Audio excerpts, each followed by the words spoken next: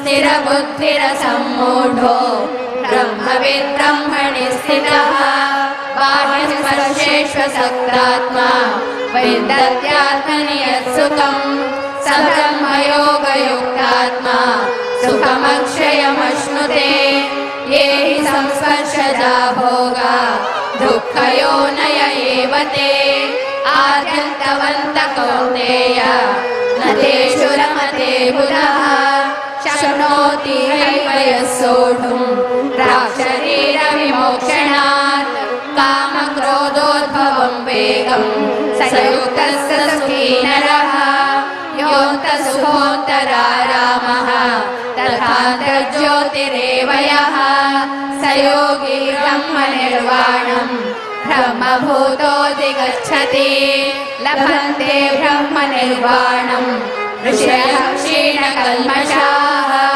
छिन्नद्वैधायतात्मानः सर्वभूतहिते रताः कामक्रोधवियुक्तानां यतीनां यतचेतसाम् अभितो ब्रह्मनिर्वाणम् वर्तते विदितात्मनाम् स्पर्शान् कृत्वा बहिर्बाह्यान् चक्षुश्चैवान्तरे भ्रुवोः प्राणापानौ समौ कृत्वा नासाभ्यन्तरचारिणौ यतेन्द्रियमनोबुद्धिः मुनिर्मोक्षपरायणः विगतेच्छाभयक्रोधो यः सदा मुक्त एव सः भोक्तारं यज्ञतपसां सर्वलोकमहेश्वरम् सुहृदं सर्वभूतानां ज्ञात्वा मां शान्तिमृच्छति। ॐ तत्सदिति श्रीमद्भगवद्गीतासु उपनिषत्सु ब्रह्मविद्यायां योगशास्त्रे श्रीकृष्णार्जुनसंवादे कर्मसन्न्यासयोगो नाम पञ्चमोऽध्यायः। ॐ श्रीकृष्णार्पणमस्तु।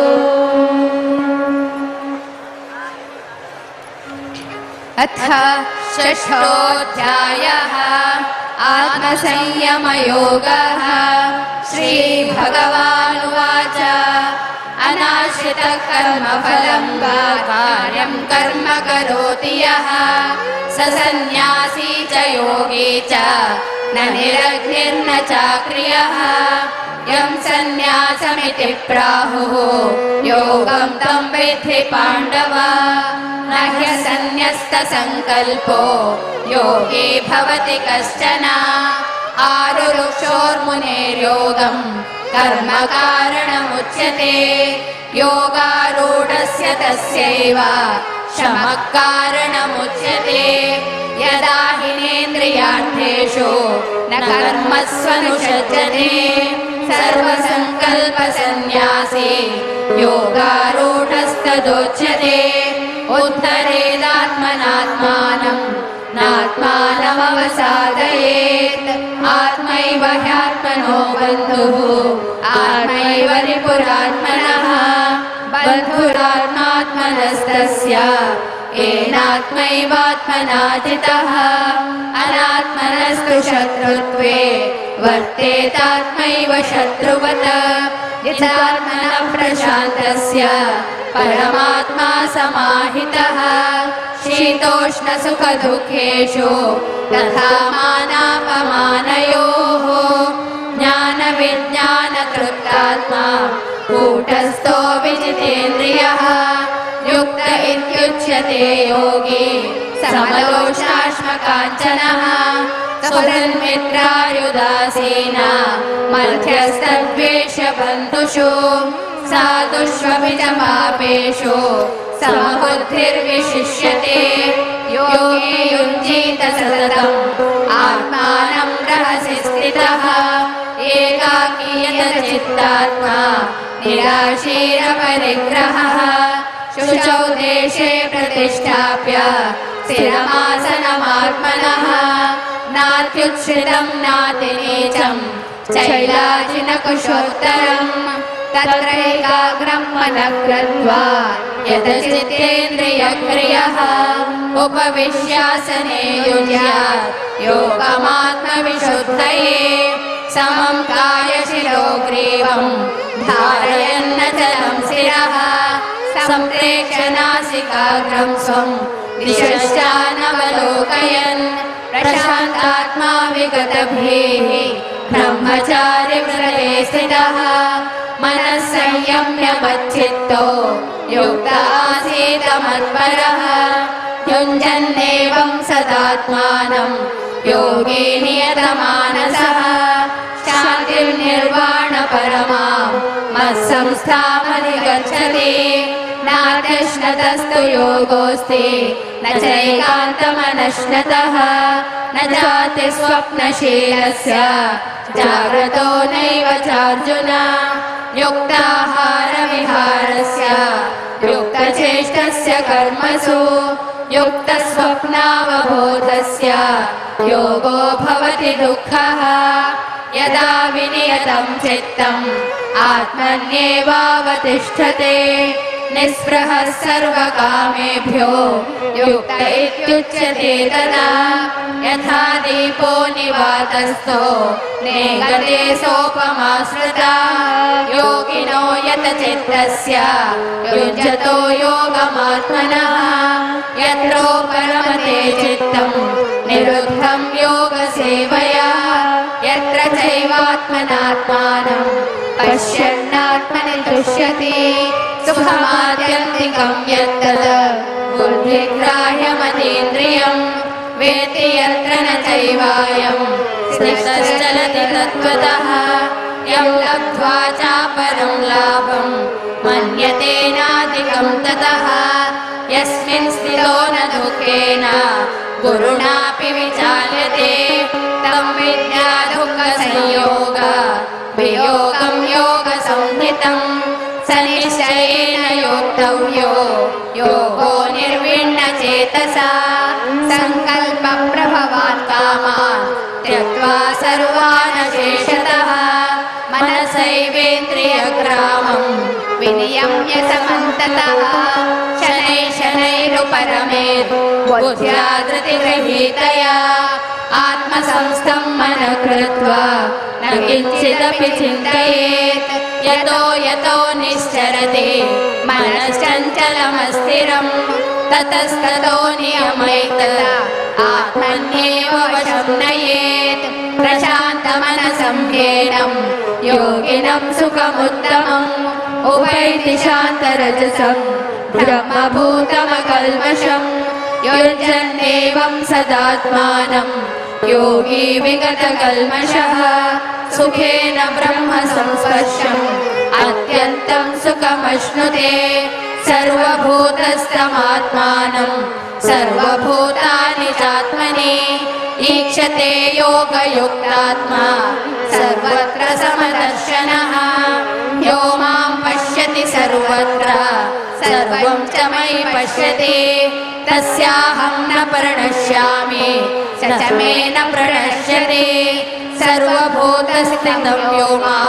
भजत्येकत्वमास्थितः सर्वदा वर्तमानोऽपि स योगी मयि वर्तते आत्मौपम्येन सर्वत्र समं पश्यति योऽर्जुन सुखं वा यदि वा दुःखं स योगी परमो मतः अर्जुन उवाच योऽयं योगस्त्वया प्रोक्तः साम्येन मधुसूदन एतस्याहं न पश्यामि चञ्चलत्वा स्थितिं स्थिरा चञ्चलं हि मनः कृष्ण प्रमाथि बलवदृढम् तस्याहं निग्रहं मन्ये वायोरिव सुदुष्करम् श्रीभगवानुवाच असंशयं महाबाहो मनो दुर्निग्रहं चलम् अभ्यासेन तु कौन्तेय वैराग्येण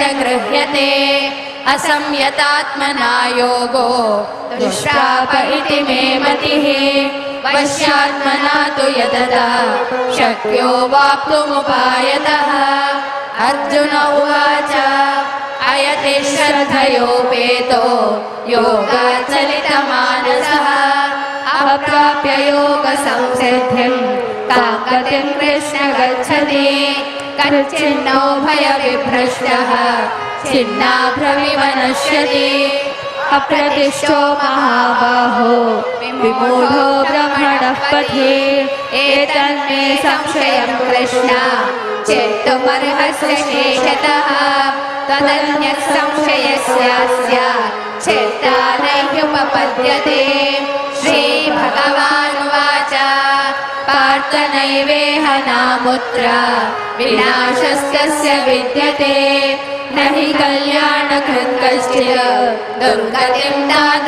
गच्छति प्राप्य पुण्यकृतां लोकान् उषित्वा शाश्वती समाः शुचीनां श्रीमतां गेहे योगभ्रष्टोऽभिजायते अथवा योगिनामेव कुले भवति धीमताम् एतद्धि दुर्लभतरं लोके जन्म यदीदृशम् तत्र तं बुद्धिसंयोगं लभते पौर्वदेहिकम् यतते च ततो भूयः संसिद्धौ कुरु नन्दन पूर्वाभ्यासेन तेनैव ह्रियते ह्यवशोऽपि सः जिज्ञासुरपि योगस्य शब्दब्रह्माति वर्तते प्रयत्नायतमानस्तु योगी संशुद्धकिल्बिषः अनेकजन्म संसिद्धः ततो याति परां गतिम्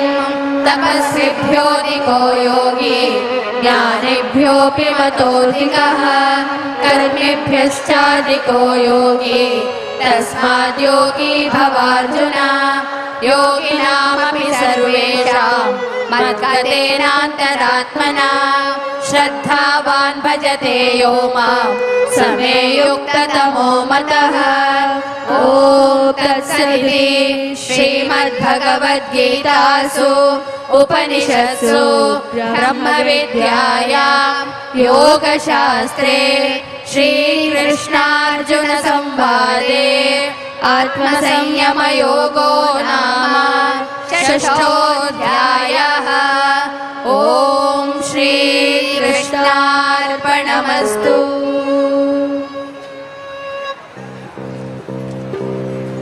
अथ सप्तमोऽध्यायः ज्ञानविज्ञानयोगः श्रीभगवानुवाच मय्यासक्तमनः पार्थ योगं युञ्जन्मदाश्रयः असंशयं समग्रं मां यथा ज्ञास्यसि तच्छृणु ज्ञानं तेऽहं सविज्ञानम् इदं वक्ष्यामि शेषतः यज्ञात्वा नेह भूयोऽन्यत् ज्ञातव्यमवशिष्यते मनुष्याणां सहस्रेषु कश्चित् यतति सिद्धये यततामपि सिद्धानां कश्चिन्मां वेत्ति तत्त्वतः भूमिरापो नलो वायुः खं मनो बुद्धिरेव च अहङ्कार इतीयं मे भिन्ना प्रकृतिरष्टधा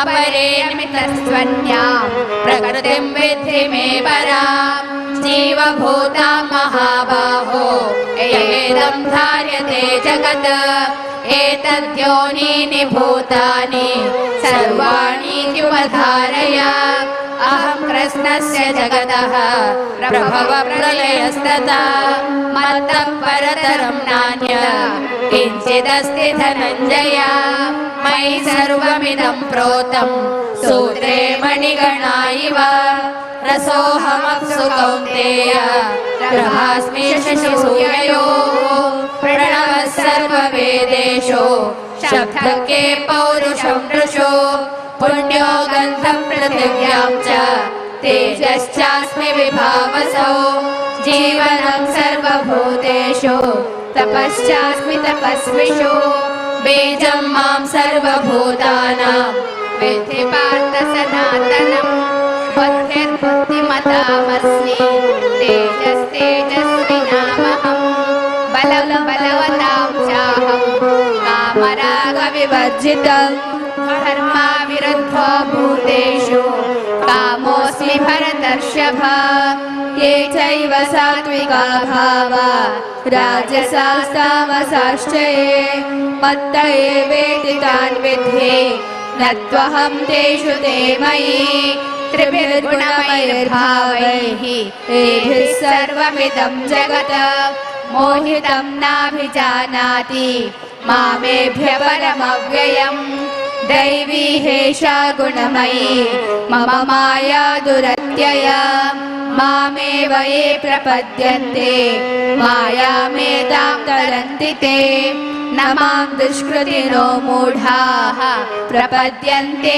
नराधमाः माययापहृतज्ञाना आसुरं भावमाश्रिताः चतुर्विधा भजन्ते मां जना सुकृतिनोऽर्जुन आर्तो जिज्ञासुरर्थार्थी ज्ञानी च भरतर्षभ तेषां ज्ञानी नित्ययुक्तः एकभक्तिर्विशिष्यते यो हि ज्ञानिनोत्यर्थम् अहं स च मम प्रियः उदारा सर्व एवैते ज्ञानी त्वात्मैव मे मतम् आस्थितः स हि युक्तात्मा मामेवानुत्तमां गतिम् बहूनां जन्मनामन्ते ज्ञानवान् मां प्रपद्यते वासुदेवः सर्वमिति स महात्मा सुदुर्लभः कामैस्तैस्तैरतज्ञानाः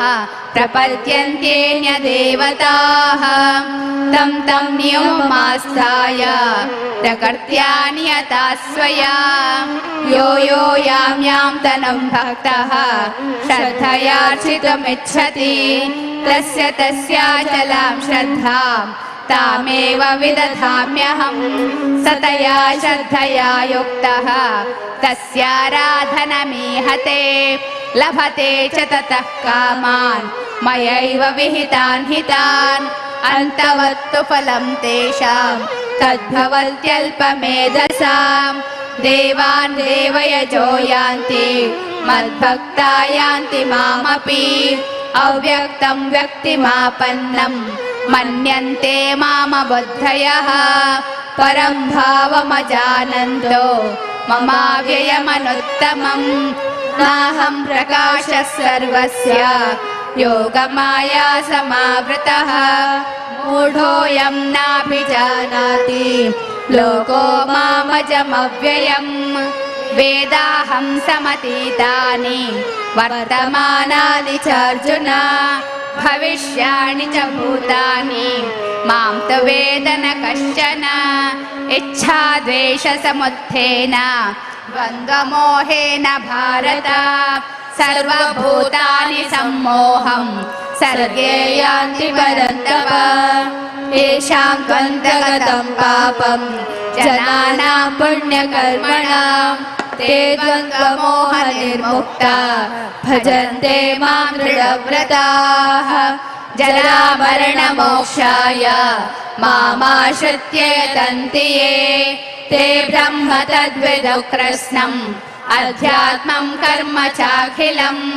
साधिभूताधिदैवं मां साधियज्ञं च ये विदुः प्रयाणकालेऽपि च मां ते विदुर्युक्तचेतसः ॐ तत्सदिति श्रीमद्भगवद्गीतासु उपनिषत्सु ब्रह्मविद्यायां योगशास्त्रे श्रीकृष्णार्जुनसंवादे ज्ञानविज्ञानयोगो नाम सप्तमोऽध्यायः।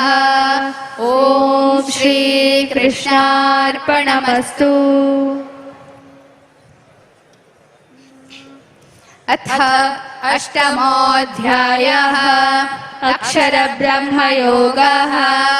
अर्जुन उवाच किं तद्ब्रह्म किमध्यात्मं किं कर्म पुरुषोत्तम अधिभूतं च किं प्रोक्तम् अधिदैवं किमुच्यते अधियज्ञः कथं कोत्र देहेऽस्मिन् मधुसूदन प्रयाणकाले च कथं ज्ञेयोऽसि नियतात्मभिः श्रीभगवानुवाच अक्षरं ब्रह्म परमं स्वभावोऽध्यात्ममुच्यते भूतभावोद्भवकरो विसर्गः कर्म संज्ञितः अधिभूतं क्षरो भावः पुरुषश्चाधिदैवतम् अधियज्ञोऽहमेवात्र देहे देहभृतां वरा अन्तकाले च मामेव स्मरन्मुक्त्वा कलेवरम् यः प्रयाति समद्भावम्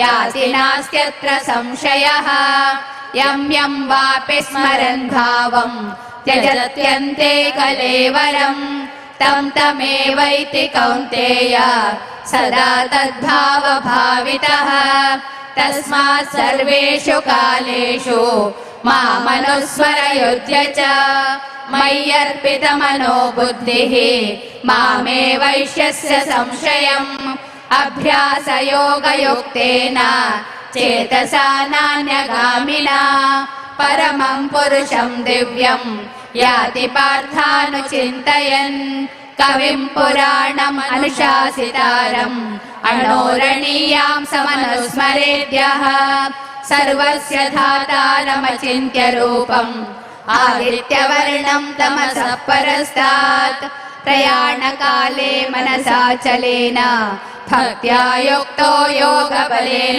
चैव भ्रुवोर्मध्ये प्राणमावेश्य सम्यक् सतं परं पुरुषमुपैति दिव्यम् यदक्षरं वेदविदो वदन्ति विशन्ति यद्यतयो वीतरागाः यदिच्छन्तो ब्रह्मचर्यं चरन्ति तत्ते पदं संग्रहेण प्रवक्ष्ये सर्वद्वाराणि संयम्य मनोहृदि निरुध्य च मूर्ध्याधायात्मनः प्राणम् आस्थितो योगधारणाम् ओमित्येकाक्षरं ब्रह्म व्याहरन् मामनुस्मरन् यः प्रयाति त्यजन् देहम् स याति परमां गतिम् अनन्यचेताः सततम् यो मां स्मरति नित्यशः तस्याहं सुलभः पार्थ नित्ययुक्तस्य योगिनः मामुपेत्य पुनर्जन्म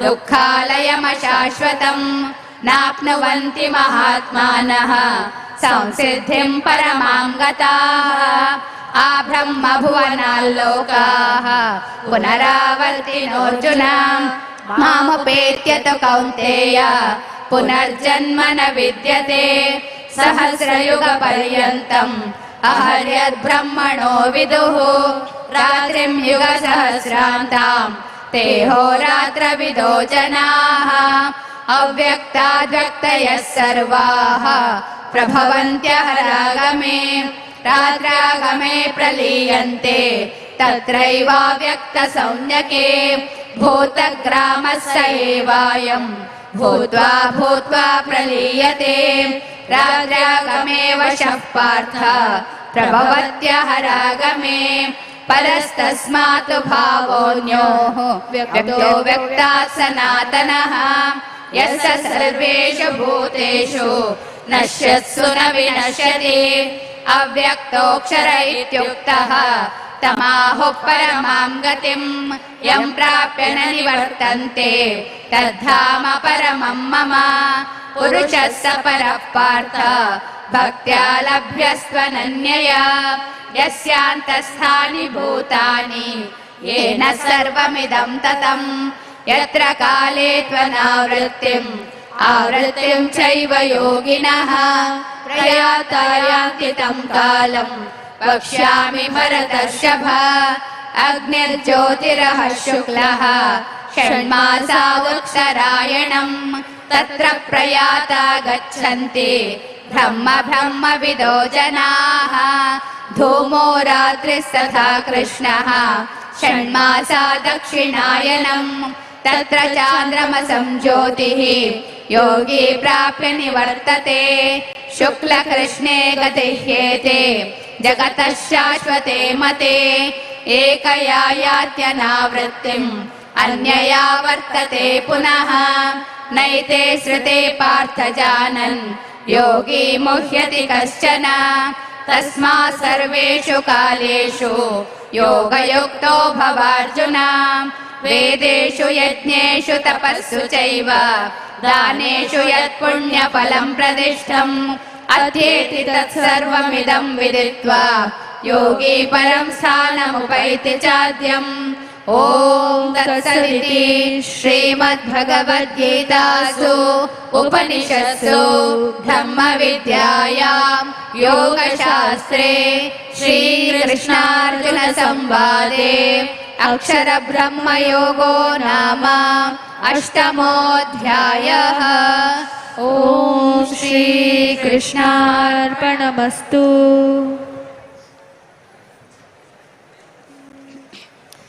अथ नवमोऽध्यायः। राजविद्या राजगुह्ययोगः। श्रीभगवानुवाच इदं तु ते गुह्यतमम् प्रवक्ष्याम्यनसूयवे ज्ञानं विज्ञानसहितं यज्ञात्वा मोक्षसे शुभात्। राजविद्या राजगुह्यं पवित्रमिदमुत्तमम् प्रत्यक्षावगमं धर्म्यम् सुसुखं कर्तुमव्ययम्। अश्रद्धदाना पुरुषाः धर्मस्यास्य परन्तप अप्राप्य मां निवर्तन्ते मृत्युसंसारवर्त्मनि। मया ततमिदं सर्वं जगदव्यक्तमूर्तिना मतसानि सर्वभूतानि न चाहं तेष्वस्थितः न च मतस्थानि भूतानि पश्य मे योगमैश्वरम्। भूतभृन्न च भूतस्थो ममात्मा भूतभावनः यथाकाशस्थितो नित्यं वायुः सर्वत्र गोमहान् तथा सर्वाणि भूतानि मतस्थानीत्युपधारय। सर्वभूतानि कौन्तेय प्रकृतिं यान्ति मामिकां कल्पक्षये पुनस्तानि कल्पादौ विसृजाम्यहम्। प्रकृतिं स्वामवष्टभ्य विसृजामि पुनः पुनः। भूतग्राममिमं कृत्स्नम् अवशं प्रकृतेर्वशात् न च मां तानि कर्माणि निबध्नन्ति धनञ्जय।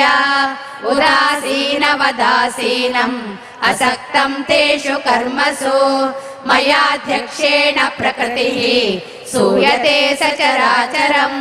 हेतुनानेन कौन्तेय जगद्विपरिवर्तते अवजानन्ति मां मूढाः मानुषीं तनुमाश्रितम् परं भावमजानन्तो मम भूतमहेश्वरम्।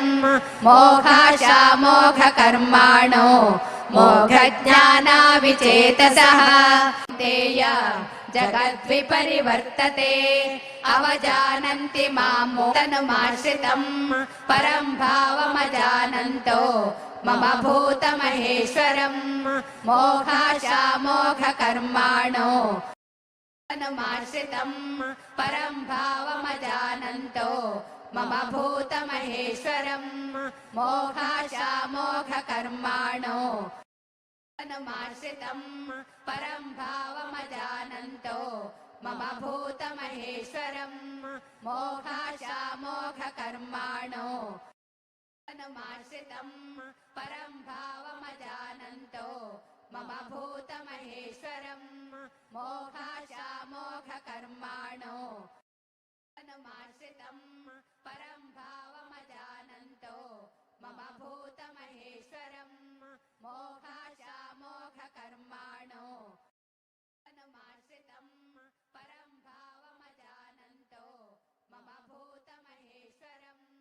मोघाशामोघकर्माणो तनुमाश्रितम् परं भावमजानन्तो मम भूतमहेश्वरम्। मोघाशामोघकर्माणो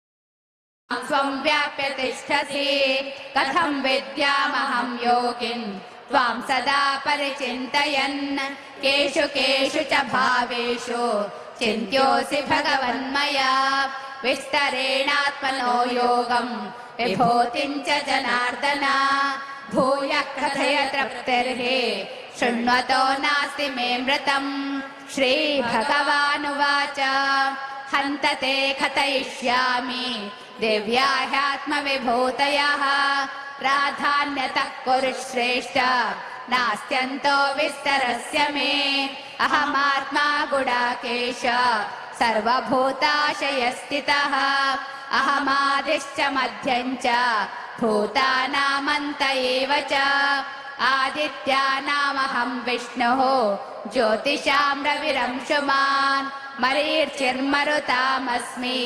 नक्षत्राणामहं शशि वेदानां सामवेदोऽस्मि देवानामस्मि वासवः इन्द्रियाणां मनश्चास्मि भूतानामस्मि चेतना रुद्राणां शङ्करश्चास्मि वित्तेषो यक्षरक्षसां वसूनां पावकश्चास्मि मेरुः शिखरिणामहम् पुरोधसां च मुख्यं मां विद्धि पार्थ बृहस्पतिम् सेनानीनामहं स्कन्दः सरसामस्मि सागरः महर्षीणां भृगुरहं गिरामस्मेकमक्षरम् यज्ञानां जपयज्ञोऽस्मि स्थावराणां हिमालयः अश्वत्थः सर्ववृक्षाणां देवर्षीणां च नारदः गन्धर्वाणां चित्ररथः सिद्धानां कपिलो मुनिः उच्छैशवसमश्वानां विद्धि माममृतोद्भवम् ऐरावतं गजेन्द्राणां नराणां च नराधिपम् आयुधानामहं वज्रं धेनूनामस्मि कामधुक प्रजनश्चास्मि कन्दर्पः सर्पाणामस्मि वासुकिः अनन्तश्चास्मि नागानां वरुणो यादसामहम् पितॄणामर्यमा चास्मि यमः संयमतामहम् प्रह्लादश्चास्मि दैत्यानां कालः कलयतामहम् मृगाणां च मृगेन्द्रोऽहम् वैनतेयश्च पक्षिणां पवनः पवतामस्मि रामश्शस्त्रभृतामहम् जषाणां मकरश्चास्मि स्रोतसामस्मि जाह्नवी सर्गाणामादिरन्तश्च मध्यं चैवाहमर्जुन अध्यात्मविद्या विद्यानां वातः प्रवदतामहम् अक्षराणामकारोऽस्मि द्वन्द्वः सामासिकस्य च अहमेवाक्षयः कालो धाताहं विश्वतो मुखः मृत्युः सर्वहरश्चाहम् उद्भवश्च भविष्यताम् कीर्तिश्रीर्वाक्च नारीणां स्मृतिर्मेधा धृतिः क्षमा बृहत्साम तथा साम्नां गायत्री छन्दसामहम् मासानां मार्गशीर्षोऽहम् ऋतूनां कुसुमाकरः द्योतं छलयतामस्मि तेजस्तेजस्विनामहम् जयोऽस्मि व्यवसायोऽस्मि सत्त्वं सत्त्ववतामहम् वृष्णीनां वासुदेवोऽस्मि पाण्डवानां धनञ्जयः मुनीनामप्यहं व्यासः कवीनामुशना कविः दण्डो दमयतामस्मि नीतिरस्मि जिगीषताम् मौनं चैवास्मि गुह्यानां ज्ञानं ज्ञानवतामहम् यच्चापि सर्वभूतानां बीजं तदहमर्जुन न तदस्ति विना यस्यात् मया भूतं चराचरम् नान्तोऽस्ति मम दिव्यानां विभूतीनां परन्तप एष तोद्देशतः प्रोक्तो विभूतेर्विस्तरो मया यद्यद्विभूतिमत्सत्त्वं श्रीमदोर्जितमेव वा तत्तदेवावगच्छत्वं मम तेजोंशसम्भवम् अथवा बहुनैतेन किं ज्ञातेन तवार्जुन विष्टभ्याहमिदं कृत्स्नम् एकांशेन स्थितो जगत् ॐ तत्सदिति श्रीमद्भगवद्गीतासु उपनिषत्सु ब्रह्मविद्यायां योगशास्त्रे श्रीकृष्णार्जुनसंवादे विभूतियोगो नाम दशमोऽध्यायः। ॐ श्रीकृष्णार्पणमस्तु। अथ एकादशोऽध्यायः विश्वरूपदर्शनयोगः। अर्जुन उवाच मदनुग्रहाय परमं गुह्यमध्यात्मसंज्ञितं यत्त्वयोक्तं वचस्तेन मोहोऽयं विगतो मम।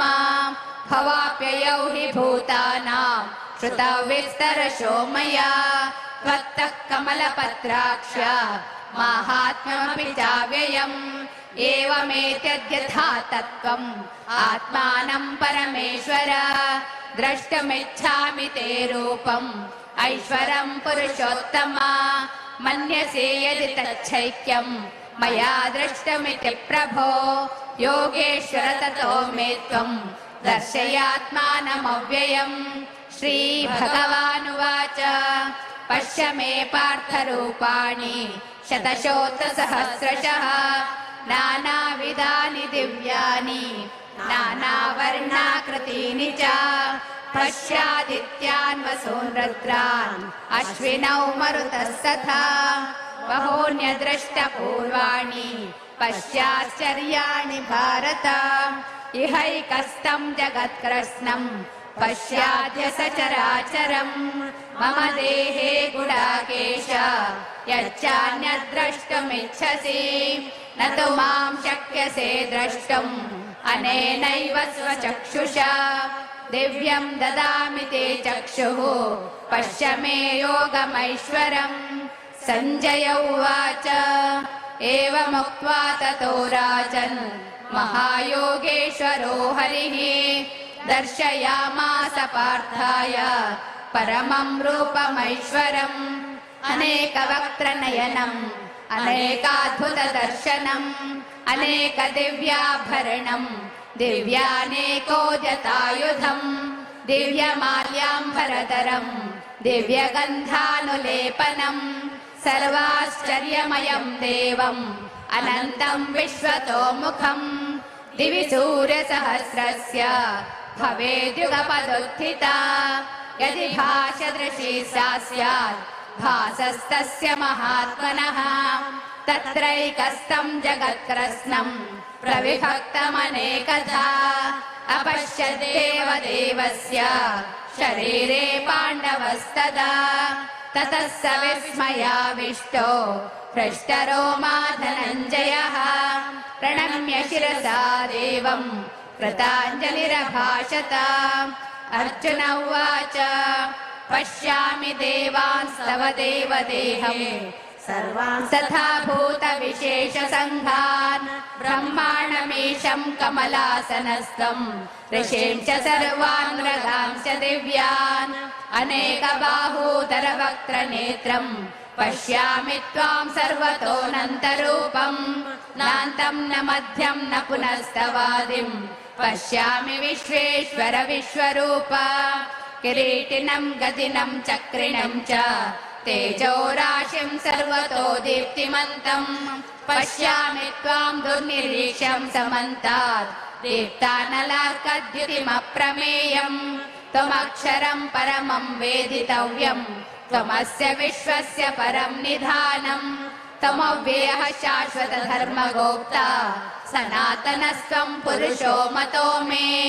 अनादिमध्यान्तमनन्तवीर्यम् अनन्तबाहुं शिशिसूर्यनेत्रम् पश्यामि त्वां दीप्तहुताशवक्त्रम् स्वतेजसा विश्वमिदं तपन्तम्। द्यावा पृथिव्योरिदमन्तरं हि व्याप्तं त्वयैकेन दिशश्च सर्वाः। दृष्ट्वाद्भुतं रूपमुग्रं तवेदं लोकत्रयं प्रव्यथितं महात्मन्। अमीहि त्वां सुरसङ्घा विशन्ति केचिद्भीता प्राञ्जलयो गृह्णन्ति। स्वस्तीत्युक्त्वा महर्षिसिद्धसङ्घाः स्तुवन्ति त्वां स्तुतिभिः पुष्कलाभिः।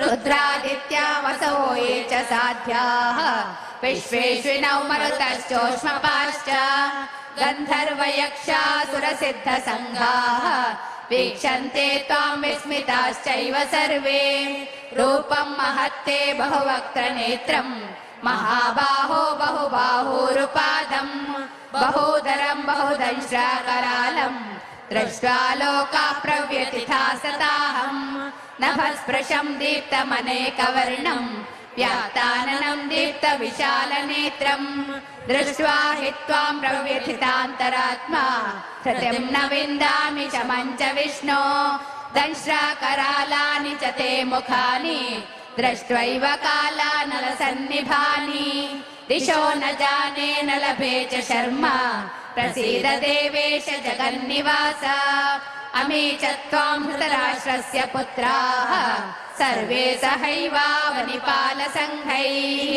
भीष्मो द्रोणः सूत्रपुत्रास्तथासौ सहास्मदीयैरपि योधमुख्यैः वक्त्राणि ते त्वरमाणा विशन्ति दंष्ट्राकरालानि भयानकानि केचिद्विलग्ना दशनान्तरेषु सन्दृश्यन्ते चूर्णितैरुत्तमाङ्गैः यथा नदीनां बहवोऽम्बुवेगाः समुद्रमेवाभिमुखा द्रवन्ति तथा तवामी नरलोकवीराः विशन्ति वक्त्राणभिविज्वलन्ति यथा प्रदीप्तं जलनं पतङ्गाः विशन्ति नाशाय समृद्धवेगाः तथैव नाशाय विशन्ति लोकाः तवापि वक्त्राणि समृद्धवेगाः लेलीह्यसे ग्रसमानः समन्तात् लोकान् समग्रान् वदनेष्वलब्धिः तेजोभिरापूर्य जगत्समग्रम्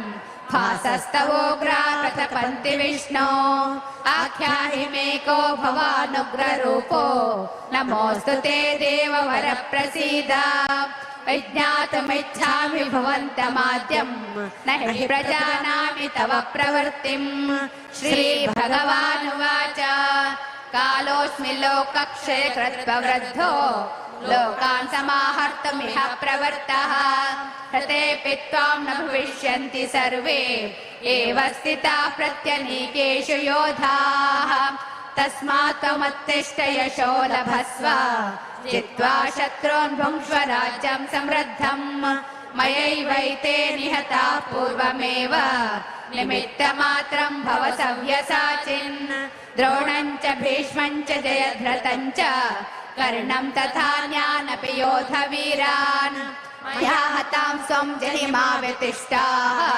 युध्यस्व जेतासि रणे सपत्नान् सञ्जय उवाच एतत् श्रुत्वा वचनं केशवस्य कृताञ्जलिर्वेपमानः किरीटी नमस्कृत्वा भूय एवाह कृष्णं स गद्गदं भीतप्रणम्य अर्जुन उवाच स्थाने ऋषिकेश तव प्रकीर्त्या जगत्प्रहर्ष्यत्यनुरज्यते च रक्षांसि भीतानि दिशो द्रवन्ति सर्वे नमस्यन्ति च सिद्धसङ्घाः कस्माच्च तेन न मेरन्महात्मन् गरीयसे ब्रह्मणोऽप्यादिकर्त्रे अनन्तदेवेश जगन्निवास त्वमक्षरं सदसत्तत्परं यत् त्वमादिदेवः पुरुषः पुराणः त्वमस्य विश्वस्य परं निधानम् वेदासि वेद्यं च परं च धाम त्वया ततं विश्वम्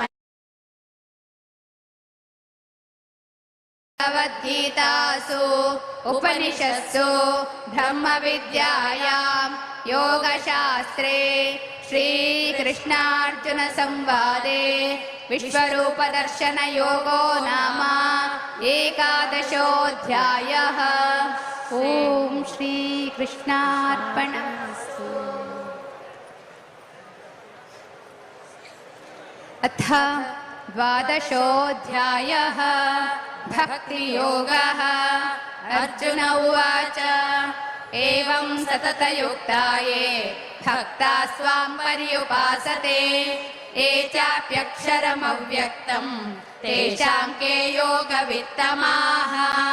श्रीभगवानुवाच मय्यावेश्य मनो ये माम् नित्ययुक्ता उपासते श्रद्धया परयोपेताः ते मे युक्ततमा मताः एत्वक्षरमनिर्देश्यम् अव्यक्तं पर्युपासते सर्वत्र गमचिन्त्यं च कूटस्थमचलं ध्रुवं संनियम्येन्द्रियग्रामं सर्वत्र समबुद्धयः ते प्राप्नुवन्ति मामेव सर्वभूतहिते रताः क्लेशोऽधिकतरस्तेषाम् अव्यक्तासक्तचेतसाम् अव्यक्ता हि गतिर्दुःखम् देहवद्भिरवाप्यते ये तु सर्वाणि कर्माणि मयि सन्न्यस्य मत्पराः अनन्येनैव योगेन मां ध्यायन्त उपासते तेषामहं समुद्धर्ता मृत्युसंसारसागरात् भवामि न चिरात् पार्थ मय्यावेशितचेतसाम् मय्येव मन आधत्स्व मयि बुद्धिं निवेशय निवसिष्यसि मय्येव अथ ऊर्ध्वं न संशयः अथ चित्तं समाधातुं न शक्नोषि मयि स्थिरम् अभ्यासयोगेन ततो मामिच्छाप्तुं धनञ्जय अभ्यासेऽप्यसमर्थोऽसि मत्कर्म परमो भव मदर्थमपि कर्माणि कुर्वन् सिद्धिमवाप्स्यसि अथैतदप्यशक्तोऽसि कर्तुं मद्योगमाश्रितः सर्वकर्मफलत्यागम् ततः कुर्यात्मवान् श्रेयो हि ज्ञानमभ्यासात् ज्ञानाध्यानं विशिष्यते ध्यानात् कर्मफलत्यागः त्यागात् शान्तिरनन्तरम् अद्वेष्टा सर्वभूतानां मैत्रः करुण एव च निर्ममो निरहङ्कारः समदुःखसुखक्षमी सन्तुष्टः सततं योगी यतात्मा दृढनिश्चयः मय्यर्पितमनो बुद्धिः यो मद्भक्तः स मे प्रियः यस्मान्नो द्विजते लोको लोकान्नो द्विजते च यः हर्षामर्षभयोद्वेगैः मुक्तो यः स च मे प्रियः अनपेक्षशुचिर्दक्ष उदासीनो गतव्यतः सर्वारम्भ परित्यागी यो मद्भक्तः स मे प्रियः यो न हृष्यति न द्वेष्टि न शोचति न काङ्क्षति शुभाशुभ परित्यागी भक्तिमान् यः स मे प्रियः समशत्रौ च मित्रे च तथा मानापमानयोः शीतोष्णसुखदुःखेषु समः सङ्गविवर्जितः तुल्यनिन्दास्तुतिर्मौनी सन्तुष्टो येन केनचित् अनिकेतस्थिरमतिः भक्तिमान् मे प्रियो नरः ये तु धर्म्यामृतमिदम् यथोक्तं पर्युपासते श्रद्धदाना मत्परमा भक्तास्तेतीव मे प्रियाः ॐ तत्सदिति श्रीमद्भगवद्गीतासु उपनिषत्सु ब्रह्मविद्यायां योगशास्त्रे श्रीकृष्णार्जुनसंवादे भक्तियोगो नाम द्वादशोऽध्यायः ॐ श्रीकृष्णार्पणमस्तु।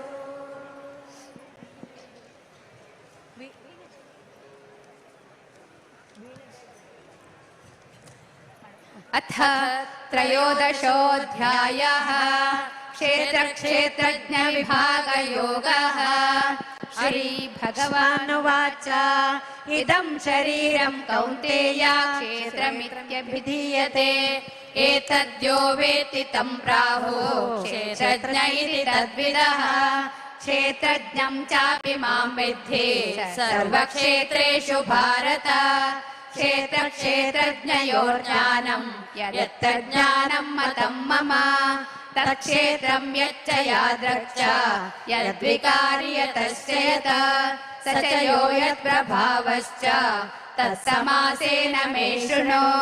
ऋषिभिर्बहुधा गीतं छन्दोभिर्विविधैः पृथक् ब्रह्मसूत्रपदैश्चैव हेतुमद्भिर्विनिश्चितैः महाभूतान्यहङ्कारो बुद्धिरव्यक्तमेव च इन्द्रियाणि दशैकञ्च पञ्चचेन्द्रियगोचराः इच्छा द्वेष सुखं दुःखं सङ्घातश्चेतना धृतिः एतत् क्षेत्रं समासेन सविकारमुदाहृतम् अमानित्वमदम्भित्वम् अहिंसा क्षान्तिरार्जवम् आचार्योपासनं शौचं स्थैर्यमात्मविनिग्रहः इन्द्रियार्थेषु वैराग्यम् अनहङ्कार एव च जन्म मृत्युजरा व्याधिः दुःखदोषानुदर्शनम् असक्तिरनभिष्वङ्गः पुत्रदारगृहादिषु नित्यं च समचित्तत्वम् इष्टानिष्टोपपत्तिषु मयि चानन्ययोगेन भक्तिरव्यभिचारिणी विविक्तदेशसेवित्वम् अरतिर्जन संसदि अध्यात्मज्ञाननित्यत्वम् तत्त्वज्ञानार्थदर्शनम् एतज्ज्ञानमिति प्रोक्तम् अज्ञानम् यदधोऽन्यथा ज्ञेयं यत्तत् प्रवक्ष्यामि यज्ञात्वामृतमश्नुते अनादिमत्परं ब्रह्म न सत्तन्नासदुच्यते सर्वतः पाणिपादं तथा सर्वतोक्षिशिरोमुखम् सर्वतः श्रुतिमल्लोके सर्वमावृत्य तिष्ठति सर्वेन्द्रियगुणाभासम् सर्वेन्द्रियविवर्जितम् असक्तं सर्वभृच्चैव निर्गुणं गुणभोक्तृ च बहिरन्तश्च भूतानाम् अचरं चरमेव च सूक्ष्मत्वादविज्ञेयम् दूरस्थं चान्तिके च तत् अविभक्तं च भूतेषु विभक्तमिव च स्थितम् भूतभर्तृ च तज्ज्ञेयम् कृष्णप्रभविष्णु च ज्योतिषामपि तज्ज्योतिः तमसः परमुच्यते ज्ञानं ज्ञेयं ज्ञानगम्यम् हृदि सर्वस्य विष्ठितम् इति क्षेत्रं तथा ज्ञानं ज्ञेयं चोक्तं समासतः मद्भक्त एतद्विज्ञाय मद्भावायोपपद्यते प्रकृतिं पुरुषं चैव विद्यनादीवुभावपि विकारांश्च गुणाश्चैव विद्धि प्रकृतिसम्भवान् कार्यकारणकर्तृत्वे हेतुः प्रकृतिरुच्यते पुरुषः सुखदुःखानां भोक्तृत्वे हेतुरुच्यते पुरुषः प्रकृतिस्थो हि भुङ्क्ते प्रकृतिजान् गुणान् कारणं गुणसङ्गोऽस्य सदसत्यो निजन्मसु उपद्रष्टानुमन्ता च भर्ता भोक्ता महेश्वरः परमात्मेति चाप्युक्तो देहेऽस्मिन् पुरुषः परः य एवं वेत्ति पुरुषं प्रकृतिं च गुणैः सह सर्वथा वर्तमानोऽपि न स भूयोऽपि जायते ध्यानेनात्मनि पश्यन्ति केचिदात्मानमात्मना अन्ये साङ्ख्येन योगेन कर्मयोगेन चापरे अन्ये त्वेवमजानन्तः श्रुत्वा नेभ्य उपासते तेऽपि चातितरन्त्येव मृत्युं श्रुतिपरायणाः यावत् सञ्जायते किञ्चित्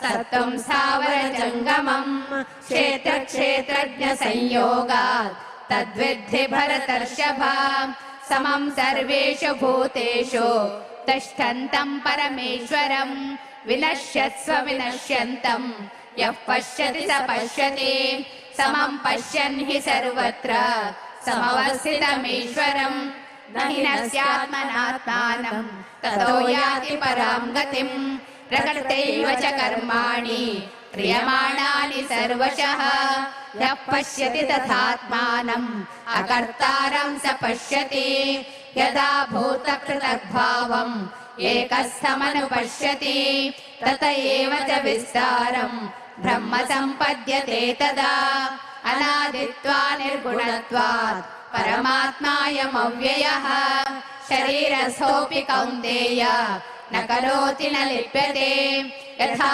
सर्वगतं सौक्ष्म्यात् आकाशं नोपलिप्यते सर्वत्रावस्थितो देहे तथात्मानोपलिप्यते यथा प्रकाशयत्येकः कृत्स्नं लोकमिमं रविः क्षेत्रं क्षेत्री तथा कृत्स्नं प्रकाशयति भारत क्षेत्रक्षेत्रज्ञयोरेवम् अन्तरं ज्ञानचक्षुषा भूतप्रकृतिमोक्षं च ये विदुर्यान्ति ते परम् ॐ तत्सदिति श्रीमद्भगवद्गीतासु उपनिषत्सु ब्रह्मविद्यायां योगशास्त्रे श्रीकृष्णार्जुनसंवादे क्षेत्रक्षेत्रज्ञविभागयोगो नाम त्रयोदशोऽध्यायः। ॐ श्रीकृष्णार्पणमस्तु। अथ चतुर्दशोऽध्यायः गुणत्रयविभागयोगः। श्रीभगवानुवाच परं भूय प्रवक्ष्यामि ज्ञानानां ज्ञानमुत्तमम् यज्ञात्वा मुनयः सर्वे परां सिद्धिमितो गताः इदं ज्ञानमुपाश्रित्य मम साधर्म्यमागताः सर्गेऽपि नोपजायन्ते प्रलये न व्यथन्ति च मम योनिर्महद्ब्रह्म तस्मिन् गर्भं ददाम्यहम् सम्भवः सर्वभूतानां ततो भवति भारत सर्वयोनिषु कौन्तेय मूर्तयः सम्भवन्ति याः तासां ब्रह्म महद्योनिः अहं बीजप्रदः पिता सत्त्वं रजस्तम इति गुणा प्रकृतिसम्भवाः निबध्नन्ति महाबाहो देहे देहिनमव्ययम्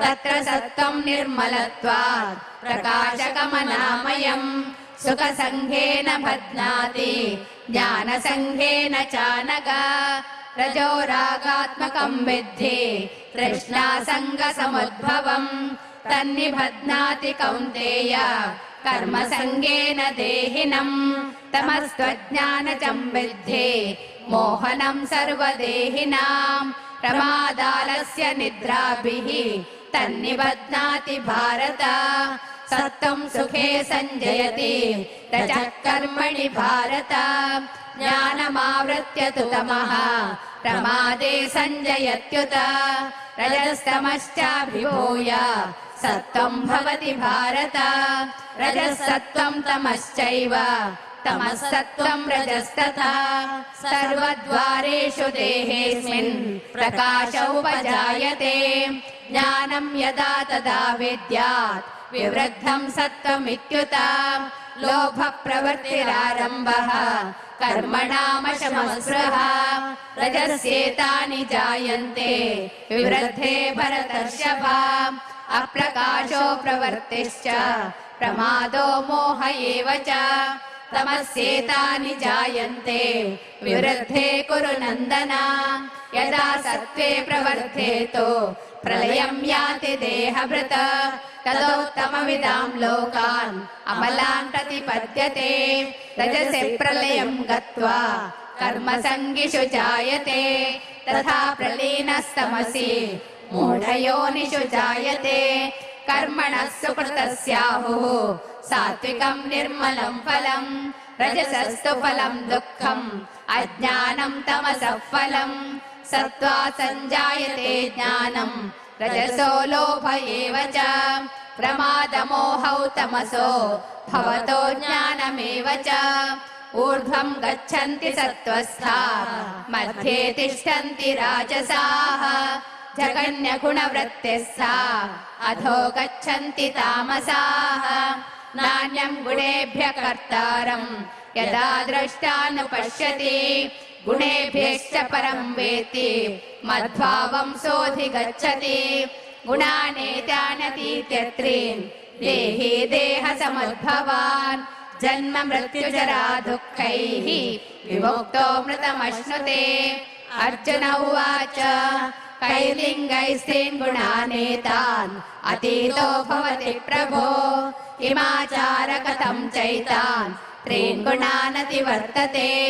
श्रीभगवानुवाच प्रकाशं च प्रवृत्तिं च मोहमेव च पाण्डव न द्वेष्टि सम्प्रवृत्तानि न निवृत्तानि काङ्क्षति। उदासीनवदासीनो गुणैर्यो न विचाल्यते गुणा वर्तन्त इत्येव योऽवतिष्ठति नेङ्गते। समदुःखसुखस्वस्थः समलोष्टाश्मकाञ्चनः तुल्यप्रिया प्रियो धीरः तुल्यनिन्दात्मसंस्तुतिः मानापमानयोस्तुल्यः। भक्त कनकदास की कथा के बारे में कहें, जिसका जो अगर हम कहें नाम है वो उडुपी में लिया जाता है, खास तौर पर इस मठ के द्वारा। देखिए, बिल्कुल लिया जाता है और ये दिखाता है कि एक गरीब से गरीब व्यक्ति, एक जो समाज के सबसे निचले जो पायदान पर खड़ा व्यक्ति है, उस तक भी भगवान पहुंच सकते हैं जी। और आपके अंदर जो दृढ़ इच्छा शक्ति है वो होनी चाहिए। और आप देखें कि जिस तरीके से उडुपी जो मठ है और खासतौर से श्री कृष्ण मठ की जो स्थापना की गई, और जैसा कि मैं जिक्र भी कर रहा था कि 8 अलग योगशास्त्रे श्री कृष्णार्जुन संवादे गुणत्रय विभाग योगो नाम चतुर्दशोऽध्यायः। ओम श्री कृष्णार्पणमस्तु। अथ पंचदशोऽध्यायः पुरुषोत्तम प्राप्ति योगः। श्री भगवानुवाच ऊर्ध्वमूलमधः शाखम् अश्वत्थं प्राहुरव्ययम् छन्दांसि यस्य पर्णानि यस्तं वेद स वेदवित् अधश्चोर्ध्वं प्रसृतास्तस्य शाखाः गुणप्रवृद्धा विषयप्रवालाः अधश्च मूलान्यनुसन्ततानि कर्मानुबन्धीनि मनुष्यलोके न रूपमस्येह तथोपलभ्यते नान्तो न चादिर्न च सम्प्रतिष्ठा अश्वत्थमेनं सुविरूढमूलम् असङ्गशस्त्रेण दृढेन चित्वा ततः पदं तत्परिमार्गितव्यम् यस्मिन् गता न निवर्तन्ति भूयः तमेव चाद्यं पुरुषं प्रपद्ये यतः प्रवृत्तिः प्रसृता पुराणी निर्मानमोहाजितसङ्गदोषाः आध्यात्मनित्या विनिवृत्तकामाः द्वन्द्वैर्विमुक्ता सुखदुःखसौन्यैः गच्छन्त्यमूढा पदमव्ययं तथा न तद्भासयते सूर्यो न शशाङ्को न पावकः यद्गत्वा न निवर्तन्ते तद्धाम परमं मम ममैवांशोऽजि। हाथों हाथ आत्मसात करते हुए इन तमाम भावों को, क्योंकि चाहे युवा है, कोई प्रौढ़ है या फिर कोई बच्चा, लेकिन भाव एक ही है, उस प्यार, उस संबंध का, जिसे हम पीपल टू पीपल कांटेक्ट मानते हैं। और प्रधानमंत्री का इसमें बहुत जबरदस्त भरोसा रहा है। देखिए, बिल्कुल मानते हैं। और आप देखें कि लाखों की संख्या में जब प्रधानमंत्री किसी भी जगह का दौरा करते हैं तो उनकी झलक पाने के लिए, उनसे मिलने के लिए, उन्हें देखने के लिए लाखों की संख्या में लोग पहुंचते हैं। और आज भी आप देखें कि कोई ऑफिशियल कार्यक्रम नहीं था रोड शो का, लेकिन तब भी लाखों की संख्या में, हजारों की संख्या में जो लोग हैं सुबह 8 बजे से ही उनका इंतजार कर रहे थे। और जैसे ही प्रधानमंत्री हेलीपैड से जो श्री कृष्ण मठ है उसके लिए चलते हैं, और आप देखें कि किस तरीके से, किस उत्साह के साथ उनका स्वागत किया जा रहा है, उनकी आरती उतारी जा रही है, वो की जा रही है। पश्यन्त्यचेतसः यदादित्यगतं तेजो जगद्भासयते किलं यच्छन्द्रमसि यच्छाग्नौ तत्तेजो विद्धि मामकम् गामाविश्य च भूतानि धारयाम्यहमोजसा पुष्णामि चौषधिः सर्वाः सोमो भूत्वा रसात्मकः अहं वैश्वानरो भूत्वा प्राणिनां देहमाश्रितः ಪ್ರಧಾನಮಂತ್ರಿಗಳು ಇದೇ ವೇದಿಕೆಗೆ ಬರೋರಿದ್ದಾರೆ. ಹಾಗಾಗಿ ಎಲ್ಲರೂ ಕುಳಿತುಕೊಂಡು ಕಾರ್ಯಕ್ರಮ ಯಶಸ್ವಿಯಾಗಿ ನಡೆಸಿ. ಸನ್ನಿವಿಷ್ಟೋ ಮತ್ತ ಸ್ಮೃತಿರ್ಜ್ಞಾನಮಪೋಹನಂ ಚ ವೇದೈಶ್ಚ ಸರ್ವೈರಹಮೇವ ವೇದ್ಯೋ ವೇದಾಂತ ಕೃದ್ವೇದ ವಿದೇವ ಚಾಹಂ ದ್ವಾವಿಮೌ ಪುರುಷೌ ಲೋಕೆ क्षरश्चाक्षर एव च क्षरः सर्वाणि भूतानि कूटस्थोऽक्षर उच्यते उत्तमः पुरुषस्त्वन्यः परमात्मेत्युदाहृतः यो लोकत्रयमाविश्य बिभर्त्यव्यय ईश्वरः यस्माक्षरमतीतोऽहम् अक्षरादपि चोत्तमः अतोऽस्मि लोके वेदे च प्रतितः पुरुषोत्तमः यो मामेवमसम्मूढो जानाति पुरुषोत्तमम् स सर्वविद् भजति माम् सर्वभावेन भारत इति गुह्यतमम् शास्त्रम् इदमुक्तम् मया नघ एतद्बुद्ध्वा भक्तिमान् स्यात् कृतकृत्यश्च भारत ॐ तत्सदिति श्रीमद्भगवद्गीतासु उपनिषत्सु ब्रह्मविद्यायां योगशास्त्रे श्रीकृष्णार्जुन संवादे पुरुषोत्तमप्राप्तियोगो नाम पञ्चदशोऽध्यायः। ॐ श्रीकृष्णार्पणमस्तु।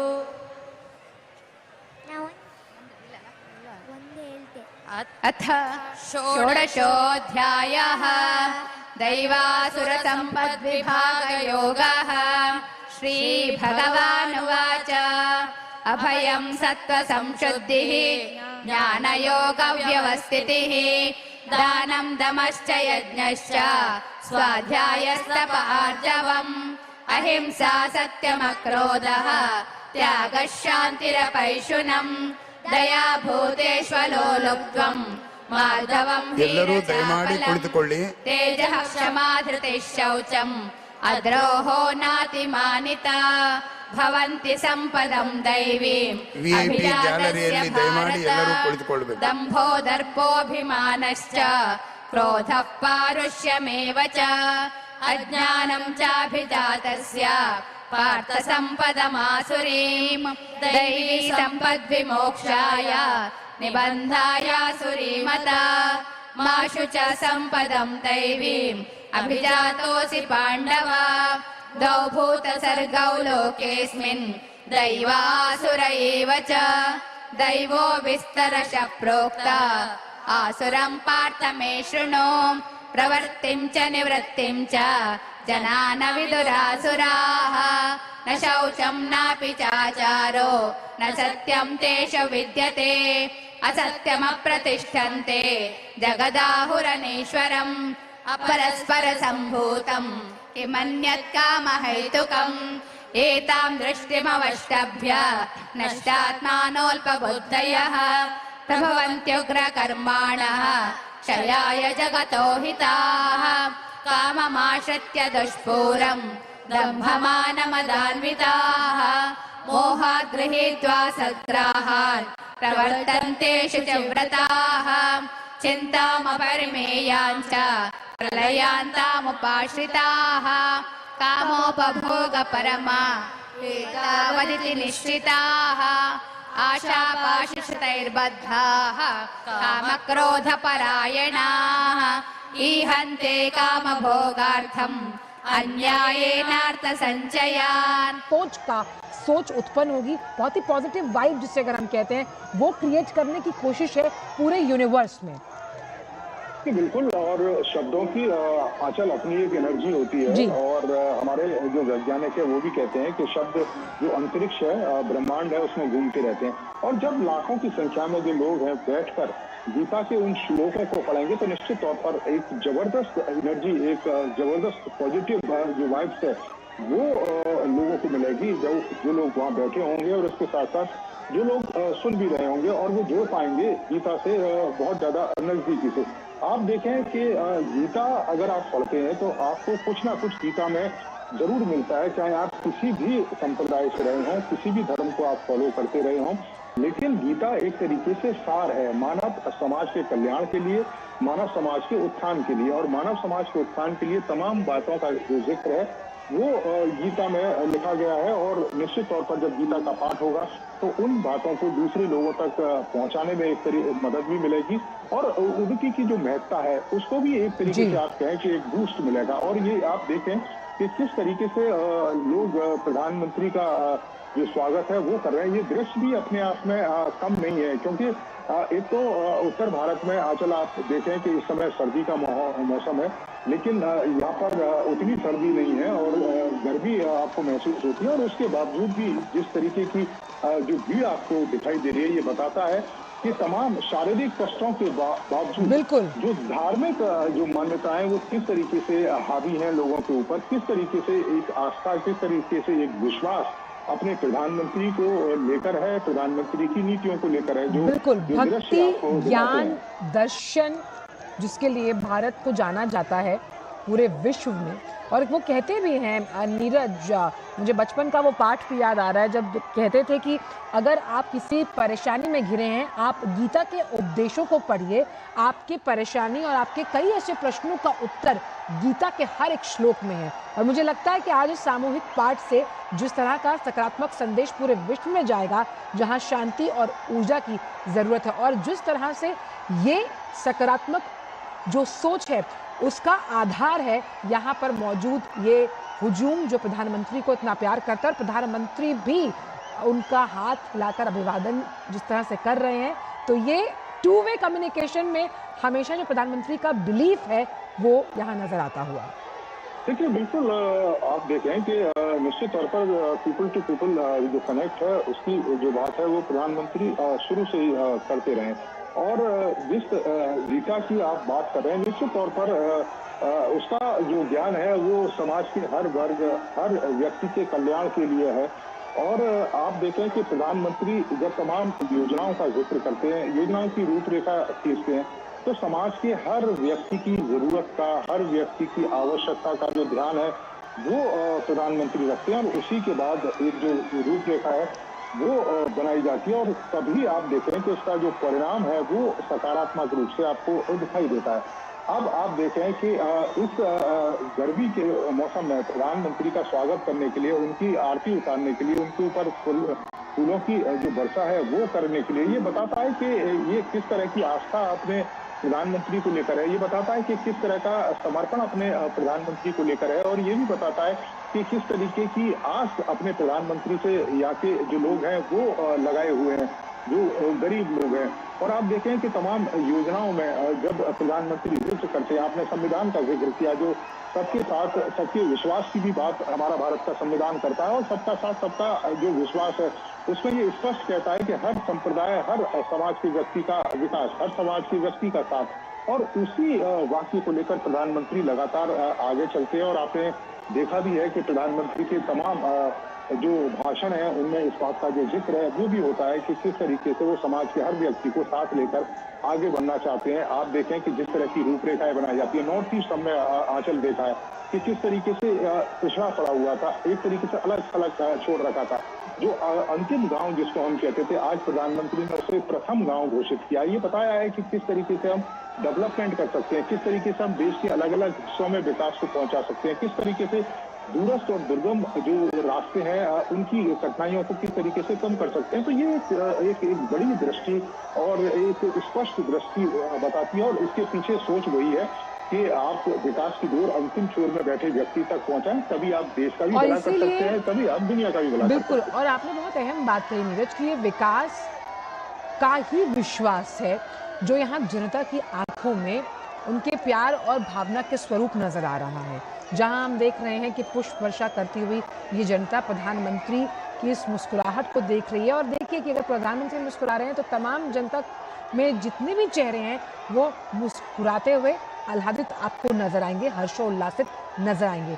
तो साफ तौर पर जब प्रधानमंत्री कहते हैं कि आपका काम विकास का एजेंडा, चाहे वो धार्मिक लिहाज से किसी नगरी को विकसित करने के लिहाज से हो, आध्यात्मिक लिहाज से, सामरिक लिहाज से, रणनीतिक लिहाज से, दार्शनिक लिहाज से, वो आपको जनता के इस प्यार में सब नजर आता है कि जनता का रिपोर्ट कार्ड है ये जो इस वक्त हम देख रहे हैं।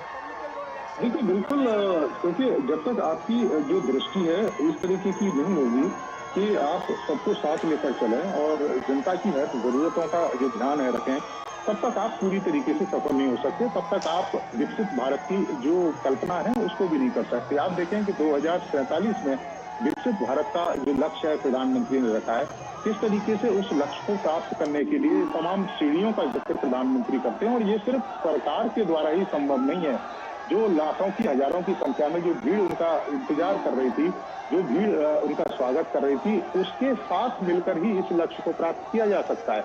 और ये जो भीड़ है वो कब साथ आ सकती है, कैसे साथ आ सकती है? वो तब साथ आ सकती है कि जब आप तमाम योजनाओं के द्वारा, तमाम आप अपने कार्यों के द्वारा इस जनता की भलाई के लिए काम करें, इस जनता को आगे ले जाने के लिए काम करें, तभी इस लक्ष्य को प्राप्त कर सकते हैं। और यही कारण है कि आप देखें कि ये जनता के अंदर ये विश्वास है अपने इस प्रधानमंत्री को लेकर कि प्रधानमंत्री जिन कार्यों को करते हैं, भले आपको कभी कठोर जो निर्णय है वो देखने को मिला। और हम कहते भी हैं कि अगर बीमारी को ठीक करना है तो कड़वी दवाई कई बार लेनी पड़ती है आंचल, तभी आप पूरी तरीके से स्वस्थ हो पाएंगे।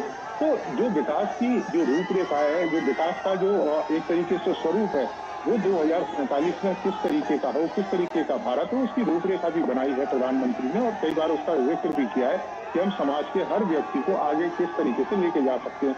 और ये आस, ये विश्वास अपने प्रधानमंत्री को इस भीड़ के द्वारा आपको दिखाई भी दे रहा है कि जो सुबह से ही उनका इंतजार कर रही थी। तो ये सिर्फ हम धार्मिक यात्रा के तौर पर ही ना देखें, बल्कि देखें कि उडुपी और कर्नाटक को किस तरीके से आगे ले जा सकते हैं और बेहतर तरीके से विकास के जो मापदंड है यहाँ स्थापित कर सकते हैं। कर्नाटक और उडुपी में जो अभी भी समाज के पिछले पायदान पर जो लोग हैं, उनका किस तरीके से विकास किया जा सकता है। तो ये एक रूपरेखा निश्चित तौर पर प्रधानमंत्री की योजनाओं में भी दिखाई देती है और प्रधानमंत्री के जो लगातार भाषण होते हैं उनमें भी दिखाई देती है। बिल्कुल। और जैसे कि हमने देखा कि प्रधानमंत्री जब किसी भी जगह जाते हैं, हमने देखा प्रधानमंत्री लक्षद्वीप गए तो अचानक से वहाँ पर पर्यटन के लिहाज से एक बहुत बड़ा ग्रीन फ्लैग देखा गया, यानी कि एक अपटिक देखा गया। ऐसे कई अलग अलग स्थानों का प्रधानमंत्री ने दौरा किया और उडुपी को सांस्कृतिक केंद्र के रूप में और विकसित करने के लिहाज से पर्यटन को और बढ़ाने के असीम अवसर कैसे अगर इंटरकनेक्टेड है, कई रिपलिंग इफेक्ट्स पड़ेंगे अलग अलग सेक्टर्स पर। इंफ्रास्ट्रक्चर की हम बात करते हैं, हम रोजगार के मोर्चे की बात करते हैं, हम मानते हैं कि इससे जो युवा हैं उनके कई स्टार्टअप्स भी जुड़ सकते हैं। उसको भी अगर देखें तो ये दौरा इस परिप्रेक्ष्य में बहुत अहम है। बिल्कुल, देखिए आपने सही कहा चल, क्योंकि आप देखें कि किस तरीके से जो यूथ है, आपने देखा कि कई तरह की योजनाएं आज भी बहुत सारे यूथ ऐसे थे, ऐसे हैं भी कि जिनके पास अभाव है, एक तरीके से जिनके पास धन नहीं है। आप देखें कि कई तरह की योजनाएं प्रधानमंत्री ने शुरू की। बहुत सारे युवा ऐसे हैं जिनके पास आइडिया है, जो स्टार्टअप शुरू करना चाहते हैं, अपना कारोबार, अपना बिजनेस शुरू करना चाहते हैं, उनके पास बेहतर आइडिया है लेकिन बेहतर संसाधन नहीं है। तो उनको एक मंच प्रधानमंत्री ने दिया, तमाम तरह के जो लोन की सुविधा है वो उपलब्ध है। अब उनको किसी तरह की गारंटी देने की जरूरत नहीं है। आपने देखा कि जो महिला स्वयं सहायता समूह से जुड़ी हुई है, किस तरीके से उनकी भलाई के लिए काम किया जा रहा है। द्रोण दीदी किस तरीके से आपने देखा कि एक तरीके से अपने पूरे परिवार के साथ साथ पूरे गांव की जो तस्वीर है वो बदल रही है। आपने देखा कि किस तरीके से किसानों की भलाई के लिए प्रधानमंत्री लगातार काम कर रहे हैं। आपने देखा कि जो बुजुर्ग लोग हैं उनकी बेहतरी के लिए, जो तीर्थ और पर्यटन के लिए जाना चाहते हैं, तीर्थ स्थलों पर जाना चाहते हैं, उनकी सुविधाओं को किस तरीके से जो ध्यान है वो रखा गया। तो ये समुचित और सर्वांगीण जो विकास है वो एक दृष्टि के साथ प्रधानमंत्री एक खाका खींचते हैं और निश्चित तौर पर समाज के हर व्यक्ति, हर वर्ग को इसका जो लाभ है वो भी मिलता है। और इसीलिए हम लगातार देखते हैं इन रोड शोज की, जब हम बात करते हैं जहां प्रधानमंत्री को प्यार करते हुए लोग हमें दिखते हैं, तो ये विश्वास उनका साफ तौर पर दृष्टव्य है। और ख़ास तौर पर अगर हम आज के दिन की बात करें जो कि श्री कृष्ण को समर्पित है, और ख़ास तौर पर जो युवा हैं, जो आने वाली पीढ़ी है, अगर वो संतों महंतों के उस योगदान को, उस बलिदान को भूल गई है, तो प्रधानमंत्री की हमेशा कोशिश रही है कि आज के युवा को आध्यात्म के तरफ मोड़ना और उसके साथ एक वैज्ञानिक सोच भी देना। बिल्कुल आपने सही कहा। हमने देखा भी है कि जो विदेशी संस्कृति है इसी चकाचौंध में बड़ी जो आबादी है वो कहीं ना कहीं अपना नुकसान भी कर रही है। हमने देखा कि कई तरह के युवा कई तरह के गलत कार्यों में फंस कर अपने जो जीवन है उसको बर्बाद करते हैं। जबकि आप अपनी संस्कृति, अपने वेद साहित्यों को अगर आप पढ़ें, अपने तमाम जो धार्मिक स्थल हैं उनके रहस्यों को आप समझें, उनकी बातों को अगर जाने, तो आपको जीवन का जो सार है वो आपको यही मिल जाएगा। उसके लिए आपको कहीं भी जाने की जो जरूरत है वो नहीं पड़ेगी। और आप देखें कि इसी तरीके से जब यूथ अपने वेद ग्रंथों से, अपनी उन बातों से, जिनमें तमाम तरह की कल्याण की बातें की गई है, जिसमें तमाम तरह के मानव समुदाय को आगे ले जाने की बात की गई है, अगर उनको लेकर आगे बढ़ता है तो इसके साथ साथ समाज का भी साथ होगा, समाज का भी भला होगा और इस यूथ का भी भला होगा। और यही कारण है कि जब प्रधानमंत्री किसी भी बात का जिक्र करते हैं विकसित भारत के तमाम लक्ष्यों को लेकर, तो इस यूथ का, जो भारत का जो भविष्य है, इसको लेकर भी एक कह सकते हैं कि एक दृष्टि देते हैं उनको कि उनको किस दिशा में आगे जाना चाहिए, किस तरीके के जो कार्य हैं वो करने चाहिए। और बड़ी संख्या में यूथ भी आकर यहाँ पर पहुंचे थे और जो बताता है कि किस तरीके से प्रधानमंत्री को लेकर विश्वास है, प्रधानमंत्री की योजनाओं को लेकर, प्रधानमंत्री की दृष्टि को लेकर। और यही यूथ आने वाले समय में विकसित भारत के लक्ष्य को प्राप्त करने में मील का पत्थर साबित होगा, जिसका उद्देश्य प्रधानमंत्री लगातार करते हैं। और इसीलिए धर्म के जरिए, अध्यात्म के मार्ग पर चलकर, भक्ति के पथ को अपनाकर भी कैसे किसी देश का, किसी राज्य का विकास हो सकता है, इसे भली भांति दृष्टव्य किया है प्रधानमंत्री ने। बौद्ध सर्किट को हम कैसे भूल सकते हैं, और कैसे तमाम कई ऐसे जो अमृत स्टेशन हैं, वंदे भारत को हम जिस तरह से बात करते हैं, किस तरह से उन्हें आध्यात्मिक नगरियों से जोड़कर चलाया गया। और अगर उडुपी की बात करें और जिस कृष्ण मठ आज प्रधानमंत्री अभी कुछ ही देर में दौरा करेंगे, ये भी उसी भाव का पर्याय है कि भक्ति के मार्ग पर और ज्ञान के मार्ग पर चलकर ही राज्य के सर्वांगीण विकास में आप अहम भूमिका निभा सकते हैं।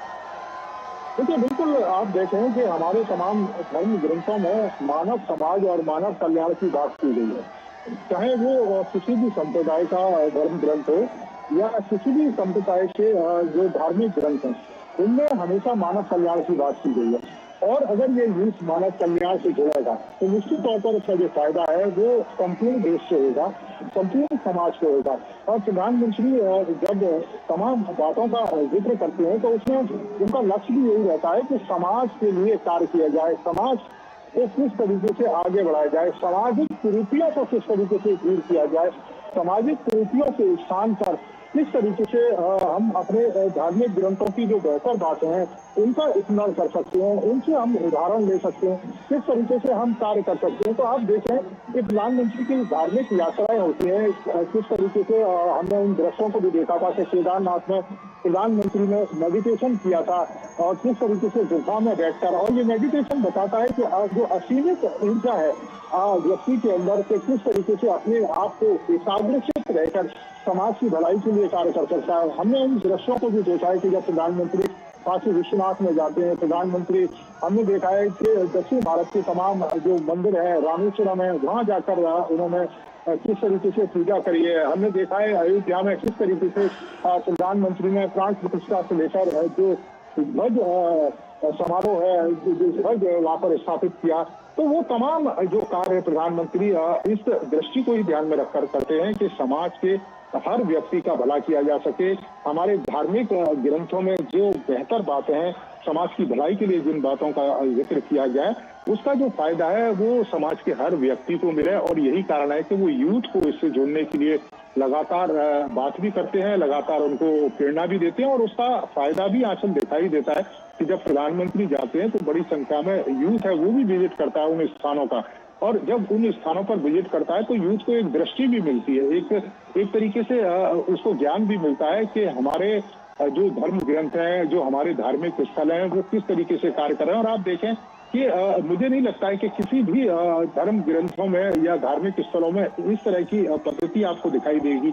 आप देखें कि तमाम हजारों लोगों को प्रतिदिन निःशुल्क भोजन उपलब्ध कराया जाता है। आप देखें कि हजारों लोगों के लिए निःशुल्क प्रतिदिन जो इलाज की सुविधा है वो मिलती है। हजारों लोगों के लिए कनेक्टिविटी की सुविधा है, एक जगह से दूसरे स्थान पर ले जाने के लिए तमाम तरह की जो बस है या दूसरे जो वाहन है वो उपलब्ध है। समाज की भलाई के लिए ये मंदिर मठ तमाम तरह के योगदान भी देते रहते हैं। तो ये बताता है कि ये हमारे जो सांस्कृतिक और धार्मिक केंद्र है वो किस तरीके से समाज की भलाई के लिए काम कर रहे हैं, किस तरीके से समाज के हर वर्ग को आगे ले जाने के लिए, हर वर्ग की सहायता के लिए काम कर रहे हैं। तो ये एक तरीके से यूथ को भी प्रेरणा देता है।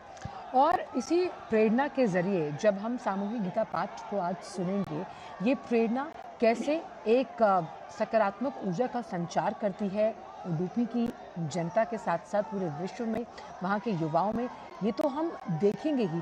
लेकिन आध्यात्म के लिहाज से जिन तमाम हमने अभी प्राचीन तथ्यों का जिक्र किया, अगर कोई आने वाली पीढ़ी का जो युवा है वो नहीं भी जानता होगा, तो मुझे लगता है नीरज कि इस आध्यात्मिक ज्ञान से या फिर इस आध्यात्मिक पॉजिटिविटी से उसका जीवन भी कहीं ना कहीं एक अच्छे व्यक्तित्व के लिहाज से बदलता हुआ।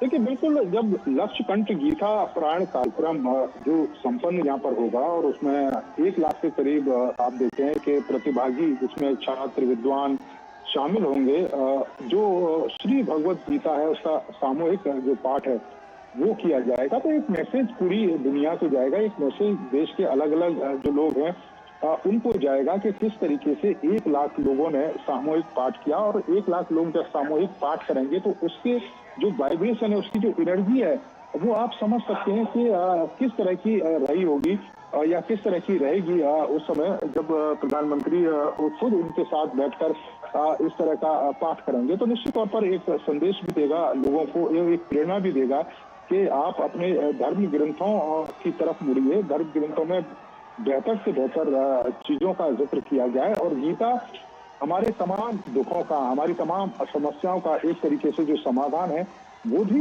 प्रस्तुत करती है। और अगर आप गीता पढ़ते हैं तो आप समाज की भलाई के लिए भी काम कर सकते हैं। और व्यक्ति जो काम करेगा, क्योंकि गीता आप देखें कि कर्म का संदेश देती है कि आप कर्म करिए और फल की इच्छा मत रखिए। तो ये बताता है कि कर्म व्यक्ति का महत्वपूर्ण है। अगर वो कर्म सच्चे मन से और सच्ची श्रद्धा से किया जाए तो उसका फल भी हमेशा बेहतरीन हो। बिल्कुल, और इसीलिए आज का ये दिन जब हम उडुपी की बात करते हैं उसके लिए ख़ास ये तस्वीरें लगातार आप देख रहे हैं। जब प्रधानमंत्री के स्वागत के लिए वहाँ पर लोगों का हुजूम था, प्यार, वात्सल्य, भावना, हर्ष और प्रसन्नता लिए हुए प्रधानमंत्री भी उसी भाव के साथ अभिवादन स्वीकार करते हुए नजर आए। बहुत बहुत शुक्रिया नीरज। लेकिन फिलहाल वक्त एक छोटे से ब्रेक का है, उसके बाद जो प्रधानमंत्री का आगे का कार्यक्रम होगा वो भी हम इस मंच के साथ साझा करेंगे। वक्त एक छोटे से ब्रेक का।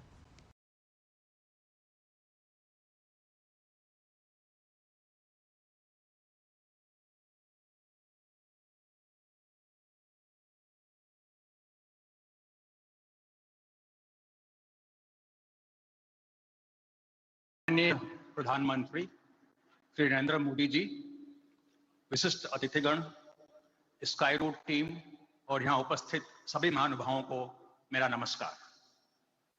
आज का दिन हम सभी के लिए, विशेष रूप से पूरी स्काई रूट टीम के लिए अत्यंत गौरवशाली और सम्मानीय है। स्काई रूट एरोस्पेस के इन्फिनिटी कैंपस का उद्घाटन और विक्रम 1 ऑर्बिटर रॉकेट की अनवीलिंग केवल एक नई फैसिलिटी की शुरुआत, किसी तकनीकी उपलब्धि का प्रदर्शन नहीं है, बल्कि यह उस विजन का साकार होना है जिसे माननीय प्रधानमंत्री सर आपने दृढ़ विश्वास के साथ आगे बढ़ाया है। आपका मानना रहा है कि भारत का स्पेस सेक्टर कुछ चुनिंदा संस्थानों का तक सीमित न रहे, बल्कि ऐसा मंच बने जहां अनगिनत भारतीय युवा, इनोवेटर्स, एंटरप्रेन्योर्स और ड्रीमर्स अपनी कल्पनाओं को साकार कर सकें। जब आपने लगभग 3.5 वर्ष पहले इन स्पेस हेडक्वार्टर का उद्घाटन किया था, तब आपने हमारे लिए एक स्पष्ट लक्ष्य निर्धारित किया था कि स्पेस सेक्टर को डेमोक्रेटाइज किया जाए, प्राइवेट एंटरप्राइज को बढ़ावा दिया जाए और अंतरिक्ष को सामाजिक, आर्थिक और राष्ट्रीय क्षमताओं को हर उन भारतीयों तक पहुंचाया जाए जो आसमान से आगे सोचने का साहस रखते हैं। आपने उस क्षण को भारत की स्पेस इंडस्ट्री के लिए वॉच दिस स्पेस वाला क्षण कहा था। फास्ट फॉरवर्ड टू टुडे, आज हम एक सशक्त स्पेस टेक इकोसिस्टम का निर्माण कर चुके हैं। यहाँ 300 से अधिक स्टार्टअप्स उभर कर सामने आए हैं।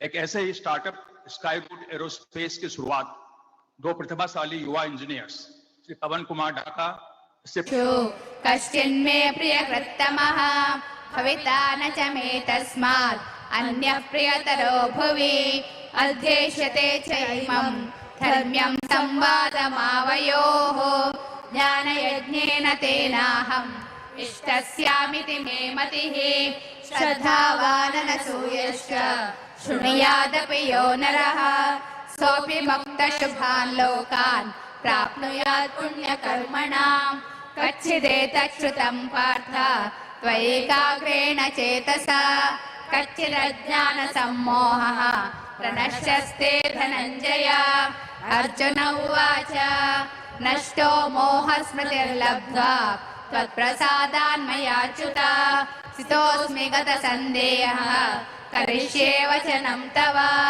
सञ्जय उवाच इत्यहं वासुदेवस्य पार्थस्य च महात्मनः संवादमिमोश्रौषम् अद्भुतं रोमहर्षणम् व्यासप्रसादात् श्रुतवान् एतद्गुह्यमहं परम् योगं योगेश्वरात् कृष्ण साक्षात् कथयतः स्वयं राजन् संसृत्य संवादमिममद्भुतं केशवार्जुनयोः पुण्यं हृष्यामि च मुहुर्मुहुः तच्च संसृत्य रूपमत्यद्भुतं हरेः विस्मयो मे महान् राजन् हृष्यामि च पुनः पुनः यत्र योगेश्वर कृष्णो यत्र पार्थो धनुर्धरः तत्र श्रीर्विजयो भूतिर्ध्रुवानीतिर्मतिर्मम यत्र योगेश्वर कृष्णो यत्र पार्थो धनुर्धरः तत्र श्रीर्विजयो भूतिर्ध्रुवानीतिर्मतिर्मम यत्र योगेश्वर कृष्णो यत्र पार्थो धनुर्धरः तत्र श्रीर्विजयो भूतिर्ध्रुवानीतिर्मतिर्मम ॐ तत्सदिति श्रीमद्भगवद्गीतासु उपनिषत्सु ब्रह्मविद्यायां योगशास्त्रे श्रीकृष्णार्जुन संवादे मोक्षसंन्यासयोगो नाम अष्टादशोऽध्यायः। ॐ श्रीकृष्णार्पणमस्तु।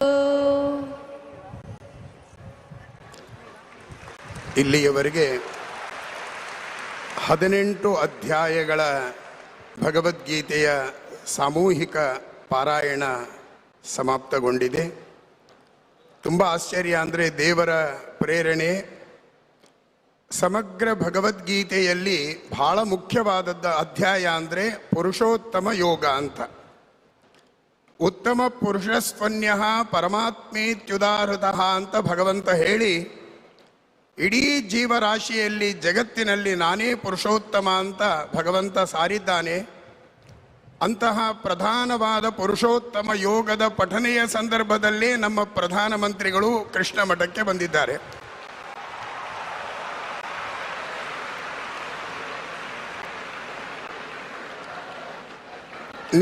ನೀವೆಲ್ಲ ಪಾರಾಯಣ ಮಾಡುವಾಗ ಆ ಶ್ಲೋಕಗಳೆಲ್ಲ ನಿಮಗೆ ಅರ್ಥ ಆಗಿರ್ತದೆ. ಯದ್ಯದ್ ವಿಭೂತಿ ಮತ್ಸತ್ವಂ ಶ್ರೀಮದೂರ್ಜಿತಮೇವವಾ.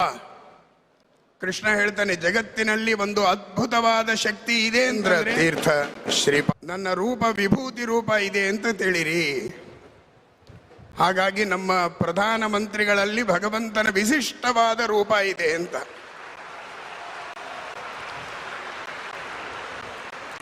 ಈ ದೇಶಕ್ಕೆ ಒಂದು ಭದ್ರ ಬುನಾದಿಯನ್ನು ಹಾಕುವುದಕ್ಕೋಸ್ಕರವಾಗಿ ಭಗವಂತ ಕಳಿಸಿದ ಒಂದು ವ್ಯಕ್ತಿ, ಒಂದು ಶಕ್ತಿ ಅಂದರೆ ಅದು ನಮ್ಮ ನರೇಂದ್ರ ಮೋದಿಜಿಯವರು.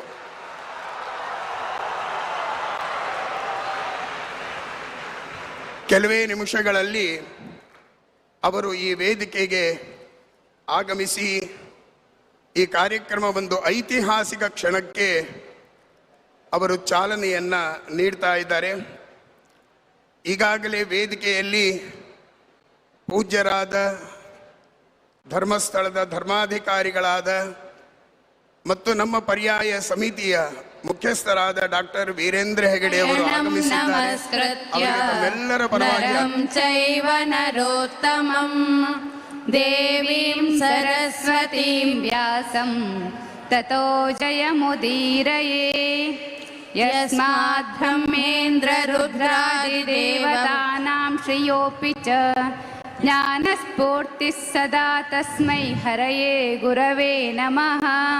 प्रथमो हनुमान् नाम द्वितीयो भीम एव च पूर्णप्रज्ञस्तृतीयस्तु भगवत्कार्यसाधकः.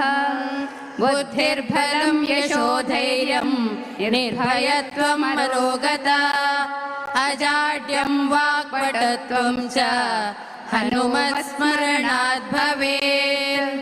सर्वमङ्गलदातारौ पार्वती परमेश्वरौ गणेशस्कन्दसंयुक्तौ वन्दे वाञ्छितसिद्धये.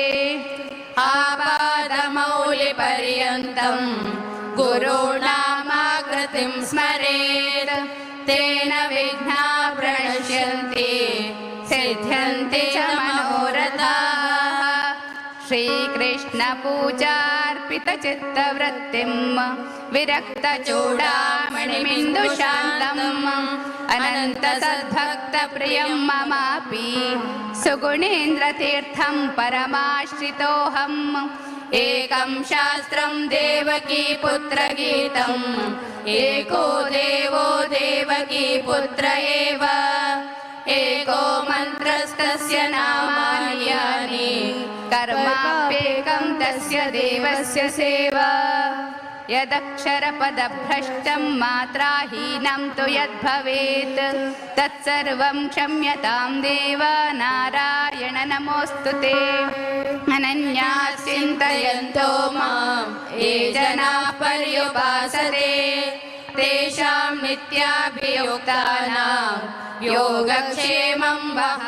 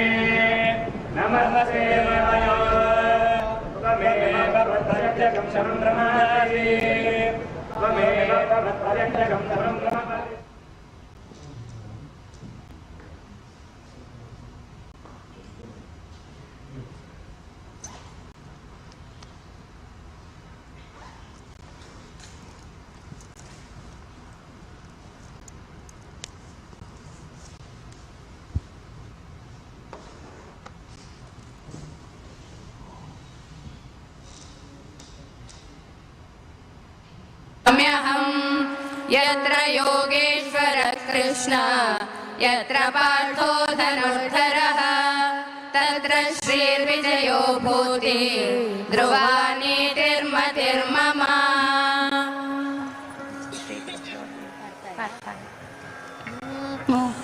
ॐ पार्थाय प्रतिबोधिता भगवता नारायणेन स्वयं व्यासेन ग्रथितां पुराणमुनिना मध्ये महाभारतम् अद्वैतामृतवर्षिणीं भगवतीम् अष्टादशाध्यायिनीम् अम्ब त्वामनुसन्दधामि भगवद्गीते भवद्वेषिणीम् नमोऽस्तु ते व्यासविशालबुद्धे पुल्लारविन्दायतपत्रनेत्र येन त्वया भारततैलपूर्णः प्रज्वालितो ज्ञानमयप्रदीपः प्रपन्नपारिजाताय स्तोत्रवेत्रैकपाणये ज्ञानमुद्राय कृष्णाय गीतामृतदुहे नमः।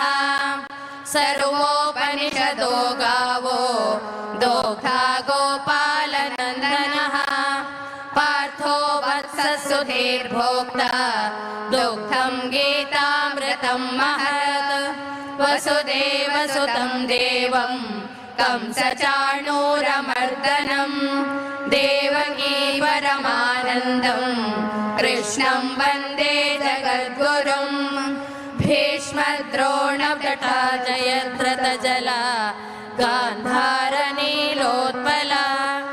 शल्यग्राहवती कृपेण वहनी कर्णेन वेलाकुला अश्वत्थामविकर्णघोरमकरा दुर्योधनावर्तिनी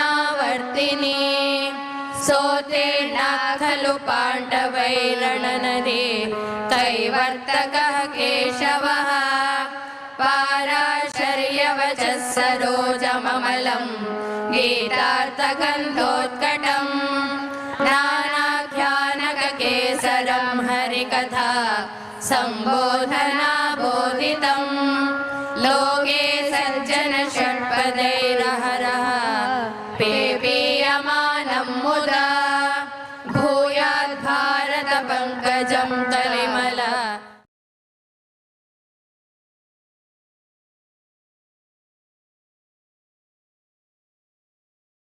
संकल्प लेते हुए प्रधानमंत्री और ये पूजा अर्चना करते हुए नजर आ रहे हैं। श्री कृष्ण मठ के दौरे पर प्रधानमंत्री जहां मंदिर परिसर में शांत, अनुशासित और आध्यात्मिक वातावरण से ओतप्रोत आप इस पूरे प्रांगण को देख पा रहे हैं और वैदिक मंत्रोच्चार की वजह से जिस तरह से ये उडुपी का जो श्री कृष्ण मठ है वो श्रद्धालुओं के लिए सालों से आकर्षण का, भक्ति का, आध्यात्म का, ज्ञान का केंद्र रहा है।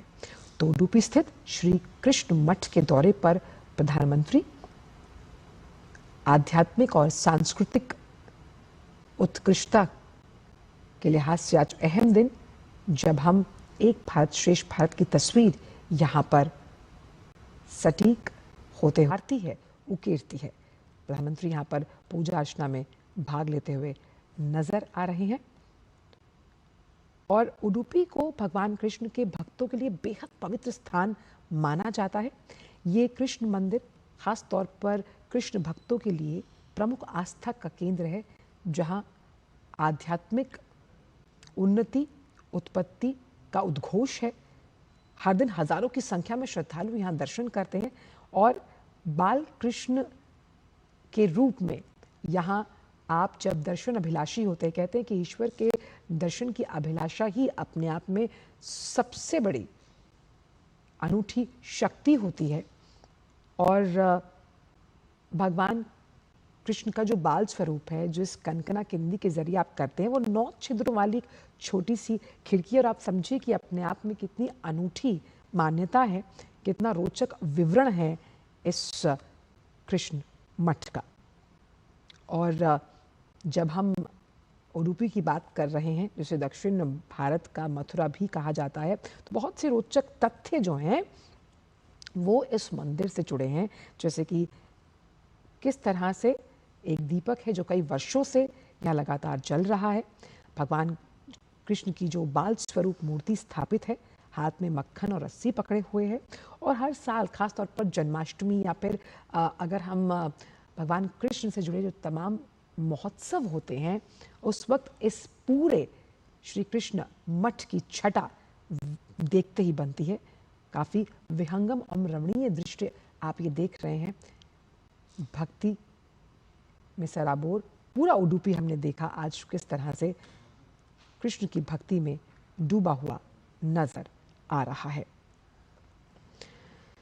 तो उडुपी का ये कृष्ण मंदिर जहां प्रधानमंत्री इस वक्त दौरे पर हैं और प्रधानमंत्री ने यहाँ पर पूजा अर्चना की और बड़े विधि विधान के साथ यहाँ पर उन्होंने पूजा अर्चना में भाग लिया, सम्मिलित हुए।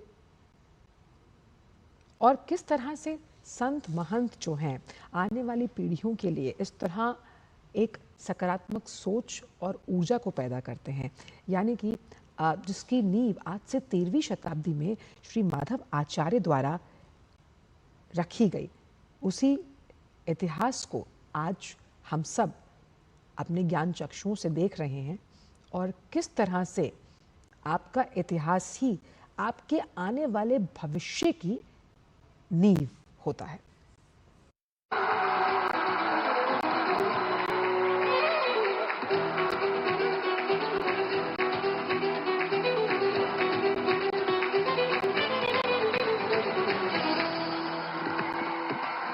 ಕಾರ್ಯಕ್ರಮವನ್ನ ಪರಮ ಪೂಜ್ಯ ಶ್ರೀಪಾದರ ಅನುಮತಿಯನ್ನ ಪಡೆದು ಪ್ರಾರ್ಥನೆ ಮಾಡ್ತಾ ಇದ್ದೀವಿ. ದಯಮಾಡಿ ಎಲ್ಲರೂ ಕುಳಿತುಕೊಳ್ಳಬೇಕು. ವೇದ ಘೋಷದೊಂದಿಗೆ ಕಾರ್ಯಕ್ರಮ ಪ್ರಾರಂಭವಾಗ್ತಾ ಇದೆ. ಪುತ್ತಿಗೆ ವಿದ್ವಾಂಸರಿಂದ ವೇದ ಘೋಷ.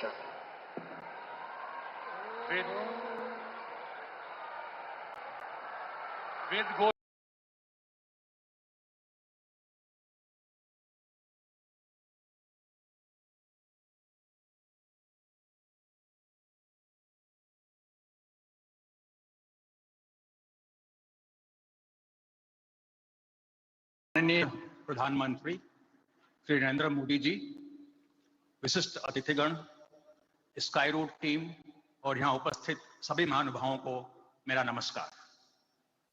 आज का दिन हम सभी के लिए, विशेष रूप से पूरी स्काई रूट टीम के लिए अत्यंत आचार्य जी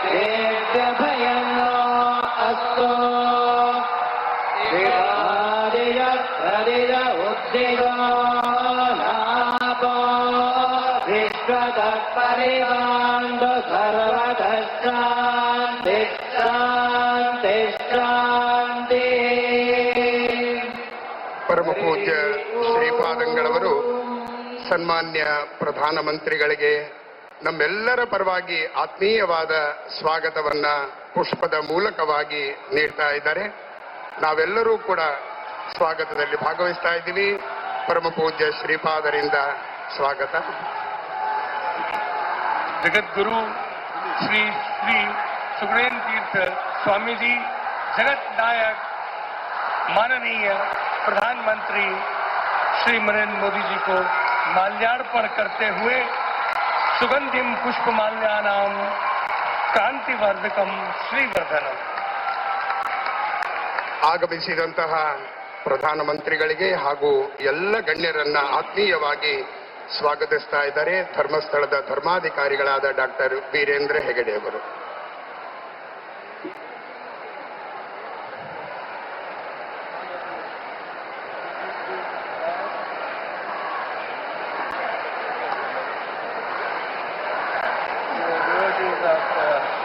Lord Rajeshna, I am glad to welcome you all to today's auspicious function of Lakshakanta Gita Patata.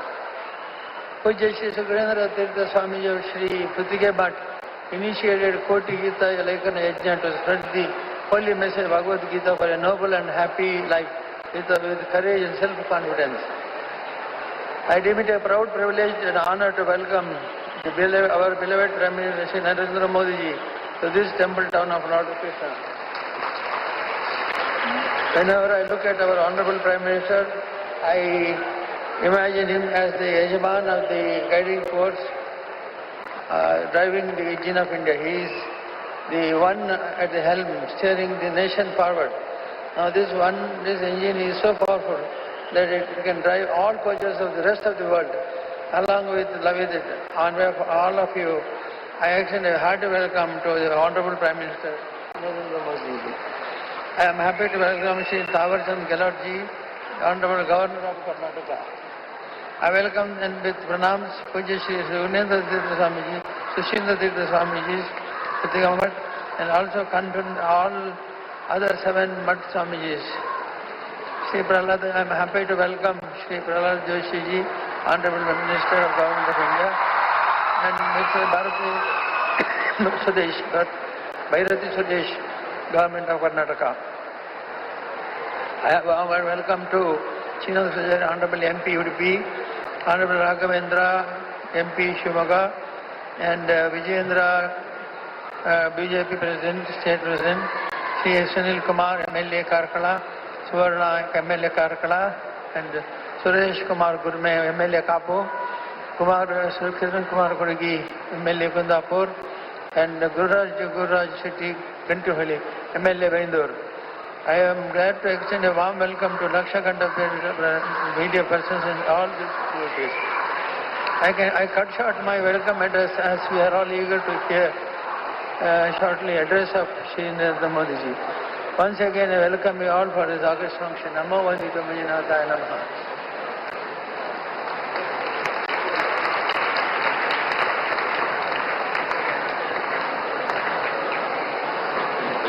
ಪರ್ಯಾಯ ಪೀಠಾಧಿಪತಿಗಳಾದ ಪರಮ ಪೂಜ್ಯ ಶ್ರೀ ಶ್ರೀ ಸುಗುಣೇಂದ್ರ ತೀರ್ಥ ಶ್ರೀಪಾದಂಗಳವರಿಂದ ಈ ಐತಿಹಾಸಿಕ ಕಾರ್ಯಕ್ರಮದಲ್ಲಿ ಪ್ರಾಸ್ತಾವಿಕ ಅನುಗ್ರಹ ಸಂದೇಶವನ್ನ ನೀಡಿ ಆಶೀರ್ವದಿಸಬೇಕಾಗಿ ಪ್ರಾರ್ಥಿಸ್ತಾ ಇದ್ದೀನಿ.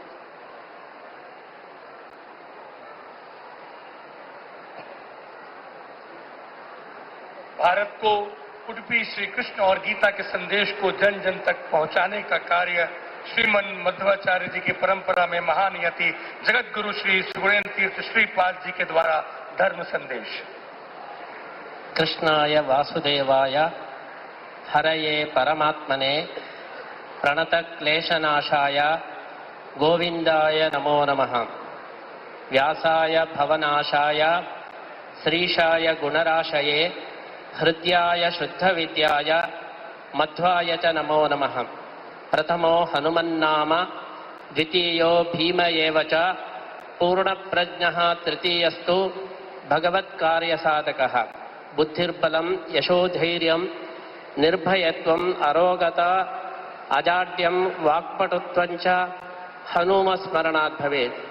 आपादमौलिपर्यन्तं गुरूणाम् आकृतिं स्मरेत्. तेन विघ्नाः प्रणश्यन्ति सिद्ध्यन्ति च मनोरथाः. श्रीगुरुभ्यो नमः. संस्कृतभाषायां 5 निमेषपर्यन्तं वदामः. संस्कृतभाषा भगवद्गीता भाषा. श्रीकृष्णः गीतोपदेशं संस्कृतभाषायां कृतवान्। अतः गीताभाषायां संस्कृतभाषायां 5 निमेषपर्यन्तं वयं वाक्यं वदामः। अस्मिन् दिवसे अस्माकं सर्वेषां कृष्णभक्तानां महान् सन्तोषः सञ्जातः। अस्माकं प्रधानमन्त्री श्री नरेन्द्र मोदी महोदयः लक्षकण्ठगीता पठन सन्दर्भे आगताः। नरेन्द्र मोदी महोदयः अर्जुन इव, अर्जुनः इन्द्रावतारः। श्रीमध्वाचार्याः वदन्ति अर्जुने नरावेशः वर्तते।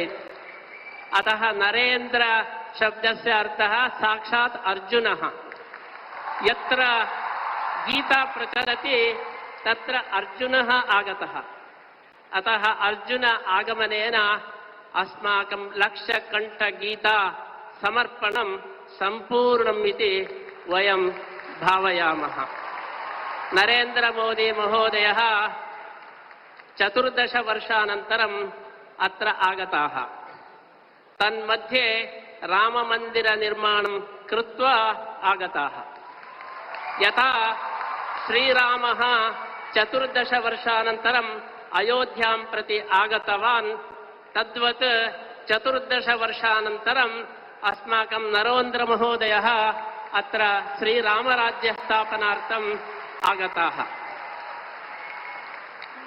गत पुत्तिगमठ पर्याय समये 14 वर्षात् पूर्वं नरेन्द्र मोदी महोदयाः आगताः।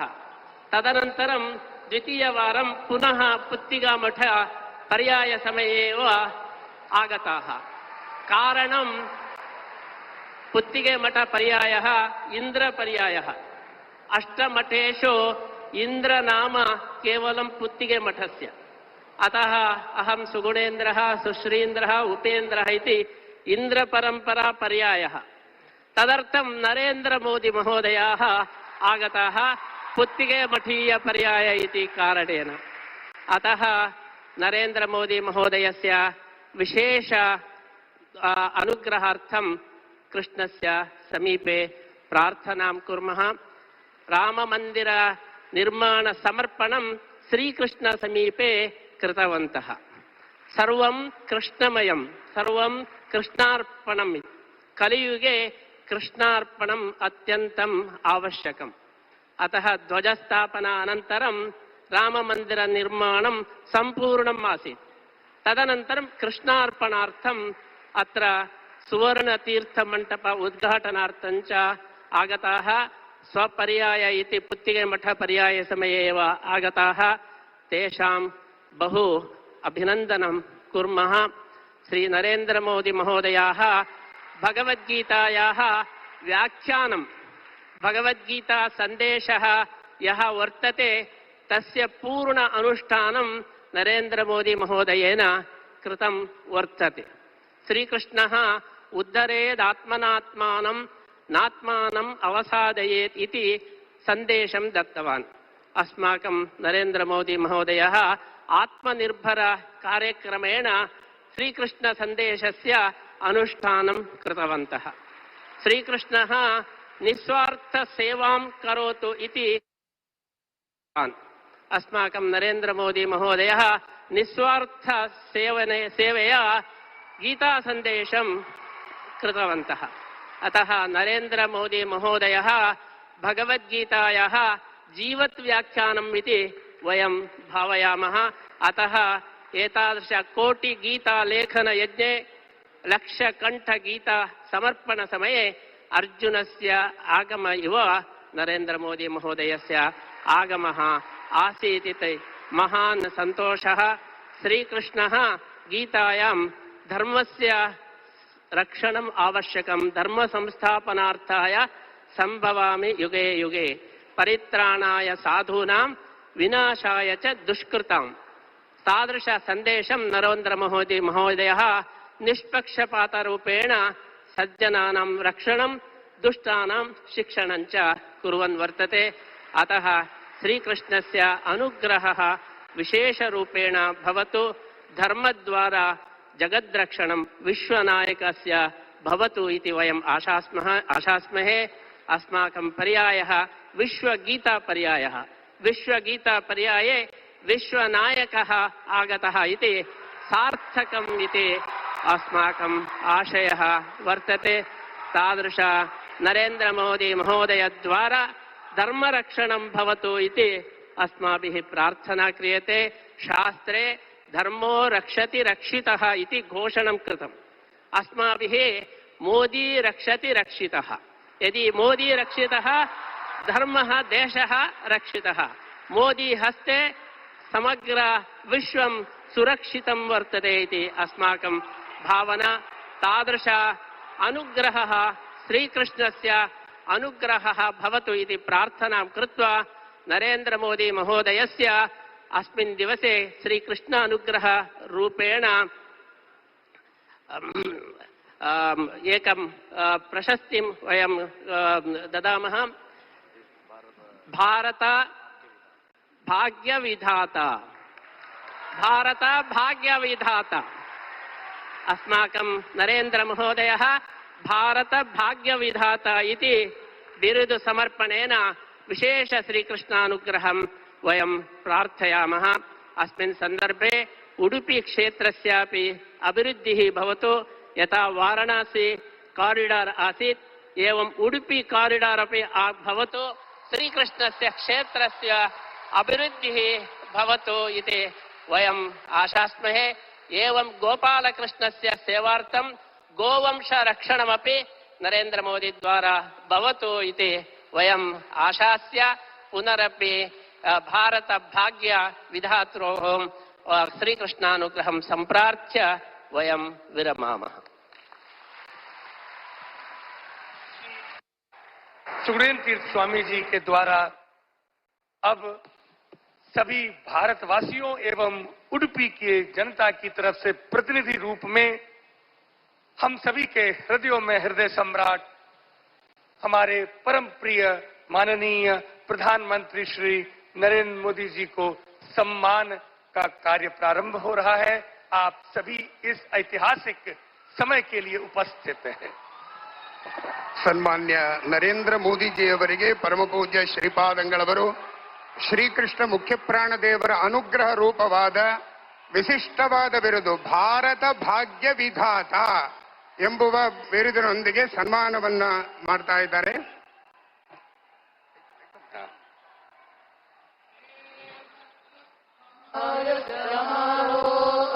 सम्मान पत्र रक्षा कवच के रूप में रक्षा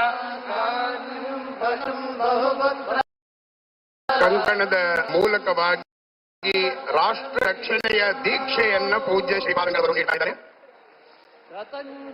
आज ये राज्य की राष्ट्र रक्षा के लिए रक्षा कवच स्वामी जी महाराज हमारे माननीय प्रधानमंत्री जी के हस्तों में अब सम्मान भारत भाग्य विधाता बोलो भारत माता की।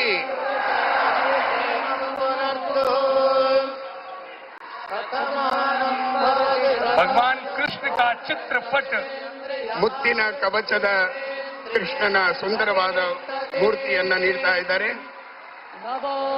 ಕೃಷ್ಣನ ಕೈಯಲ್ಲಿ ಕಂಗೊಳಿಸುವ ಮಂಥಾನವನ್ನ ನೀಡಿ ಪೂಜ್ಯ ಶ್ರೀಪಾದಂಗಳವರು ಸನ್ಮಾನಿಸ್ತಾ ಇದ್ದಾರೆ.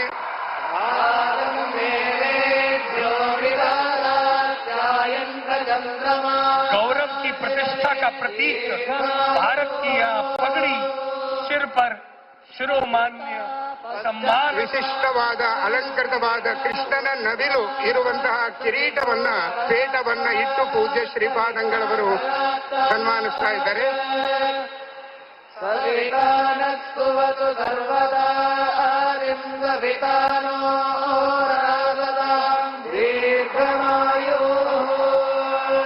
ಕಾರ್ಯಕ್ರಮದ ಪ್ರಧಾನವಾದ ಘಟ್ಟ ನಮ್ಮೆಲ್ಲರ ಪ್ರೀತಿಯ ವಿಶ್ವ ನಾಯಕರಾದಂತಹ ಪ್ರಧಾನಮಂತ್ರಿಗಳ ಸಮಕ್ಷಮದಲ್ಲಿ ಅವರ ಜೊತೆಯಲ್ಲಿ ಪುರುಷೋತ್ತಮ ಯೋಗದ ಪಠನೆ ಈಗ ಪ್ರಾರಂಭವಾಗ್ತಾ ಇದೆ. ಎಲ್ಲರೂ ಕೂಡ ಶ್ರದ್ಧೆಯಿಂದ ಶ್ರೀಮದ್ ಭಗವದ್ಗೀತೆಯ 15ನೇ ಅಧ್ಯಾಯದ ಪುರುಷೋತ್ತಮ ಯೋಗದ ಪಠನೆಯಲ್ಲಿ ನೀವೆಲ್ಲರೂ ಭಾಗವಹಿಸೋಣ.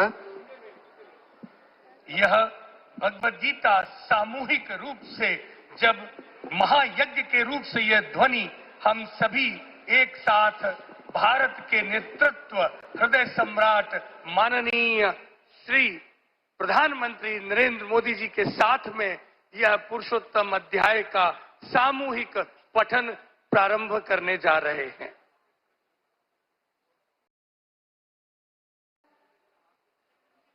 अध्यायः पुरुषोत्तमप्राप्तियोगः। श्रीभगवानुवाच ऊर्ध्वमूलमधः शाखम् अश्वत्थम् प्राहुरव्ययम् छन्दांसि यस्य पर्णानि यस्तं वेद स वेदवित्।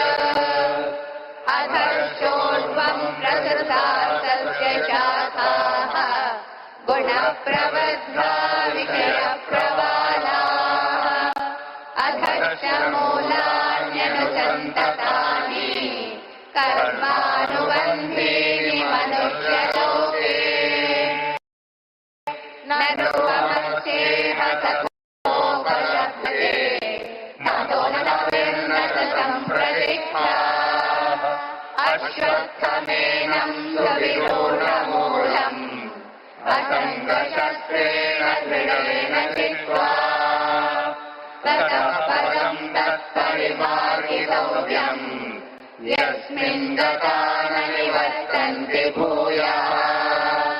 तमेव चार्यं पुरुषं प्रपद्ये यतः प्रवृत्तिः प्रकृता पुराणे। निर्माणमोहादिगतङ्गदोषाः अध्यात्मनित्या विनिवृत्तकामाः। द्वन्द्वैर्विमुक्ताः सुखदुःखसंज्ञैः गच्छन्तमूढाः पदमव्ययम् तत्। न तद्भासयते सूर्यो न चान्द्रो न पावकः यद्गत्वा न निवर्तन्ते तद्धाम परमं मम। ममैवांशो जीवलोके जीवभूतः सनातनः। मनश्चेष्टानीन्द्रियाणि प्रकृतिस्थानि करुषते। शरीरं यदवाप्नोति यच्चाप्युत्क्रामतीश्वरः। गृहीत्वैतानि संयाति वायुर्गन्धानि वाशयात्। श्रोत्रं चक्षुस्पर्शनं च रसनं घ्राणमेव च। अधिष्ठाय मनश्चायम् विषयानुपसेवते। उत्क्रामन्तं स्थितं वापि भुञ्जानं वा गुणान्वितम्। विमूढानानुपश्यन्ति पश्यन्ति ज्ञानचक्षुषः। यदन्तो योगिनश्चैनं पश्यन्त्यात्मन्यवस्थितम्। यदन्तो प्रकृतात्मानो नैनं पश्यन्ति चेतसः। यदादित्यगतं तेजो जगद्भासयते स्थिरम्। यच्चन्द्रमसि यच्चाग्नौ तत्तेजो विद्धि मामकम्। गामाविश्य च भूतानि धारयाम्यहमोजसा। उष्णामि चौषधे सर्वाः सोमो भूत्वा रसात्मकः। अहं वैश्वानरो भूत्वा प्राणिनां देहमाश्रितः। प्राणापानसमायुक्तः पचाम्यन्नं चतुर्विधम्। सर्वस्य चाहं हृदि सन्निविष्टो मत्तस्मृतिर्ज्ञानमपोहनं च। वेदैश्च सर्वैरहमेव वेद्यो वेदान्तकृद्वेदविदेव चाहम्। द्वाविमौ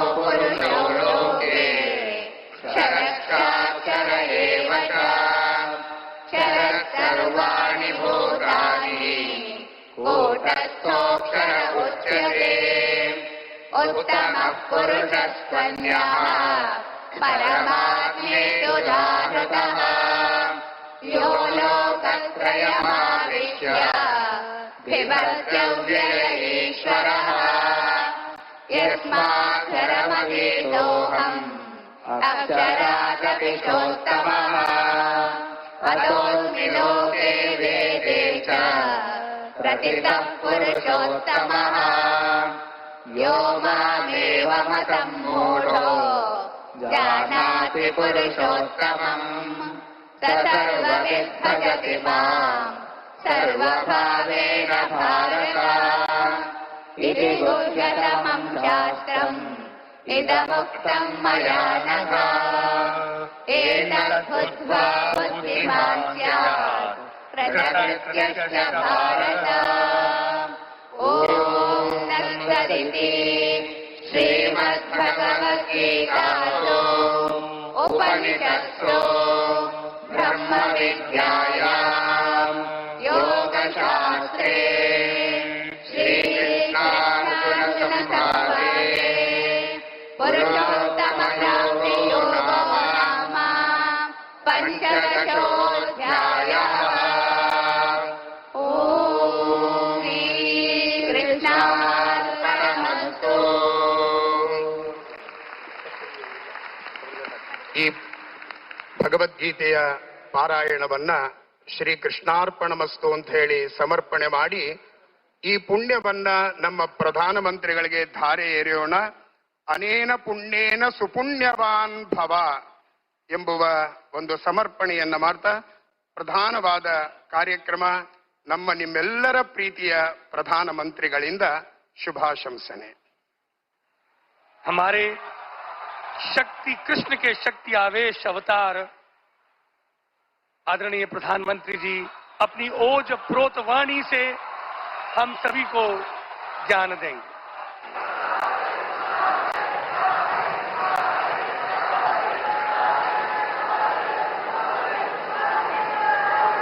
ಎಲ್ಲರಿಗೂ ನಮಸ್ಕಾರ.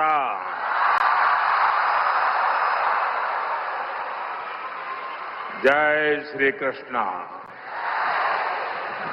जय श्री कृष्ण. जय श्री कृष्ण. मैं अपनी बात बताना शुरू करूं उसके पहले यहां कुछ बच्चे चित्र बना के ले आए हैं. जरा एसपीजी के लोग और लोकल पुलिस के लोग मदद करें, उसको कलेक्ट कर लें. अगर आपने उसके पीछे अपना एड्रेस लिखा होगा तो मैं जरूर आपको धन्यवाद पत्र भेजूंगा. जिसके पास कुछ न कुछ है दे दीजिए, वो कलेक्ट कर लेंगे और आप फिर शांति से बैठ जाइए.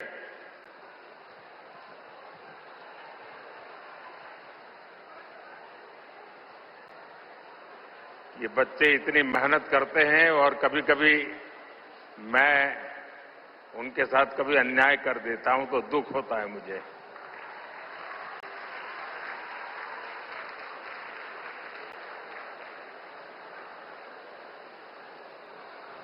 जय श्री कृष्ण. भगवान श्री कृष्ण के दिव्य दर्शनों की संतुष्टि, श्रीमद् भगवद गीता के मंत्रों की ये आध्यात्मिक अनुभूति और इतने सारे पूज्य संतों गुरुओं की ये उपस्थिति मेरे लिए परम सौभाग्य है. मेरे लिए ये असंख्य पुण्यों को प्राप्त करने जैसा है. और जो मुझे सम्मान दिया गया, मेरे लिए जो भाव प्रकट किए गए, शायद मुझे इतने आशीर्वाद मिले कि मेरे लिए जो कहा जाता है मैं उससे योग्य बनूं और ज्यादा काम करूं और मुझसे जो अपेक्षाएं हैं उसे मैं पूर्ण करूं.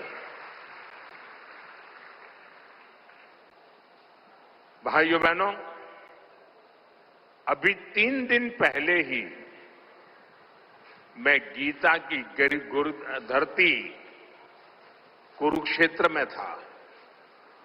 अब आज भगवान श्री कृष्ण के आशीर्वाद और जगत गुरु श्री मध्वाचार्य जी के यश की इस भूमि पर आना मेरे लिए परम संतोष का अवसर है।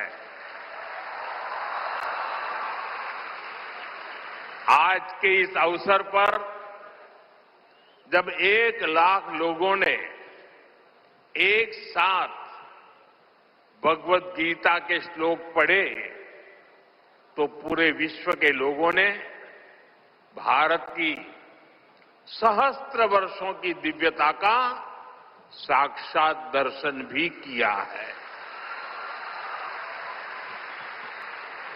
इस कार्यक्रम में हमें आशीर्वाद देने के लिए पधारे हुए श्री श्री सुगुणेन्द्र तीर्थ स्वामी जी, श्री श्री सुशींद्र तीर्थ स्वामी जी, कर्नाटका के गवर्नर थावरचंद गहलोत जी, केंद्रीय मंत्रिमंडल के मेरे सहयोगीगण, राज्य सरकार के मंत्री, सांसद, विधायक, उडुपी के अष्टमठों के सभी अनुयायी, उपस्थित अन्य संतगण, देवी और सज्जनों, कर्नाटका की इस भूमि पर यहां के स्नेही जनों के बीच आना मेरे लिए सदा ही एक अलग अनुभूति होती है और उडुपी की धरती पर आना तो हमेशा अद्भुत होता है।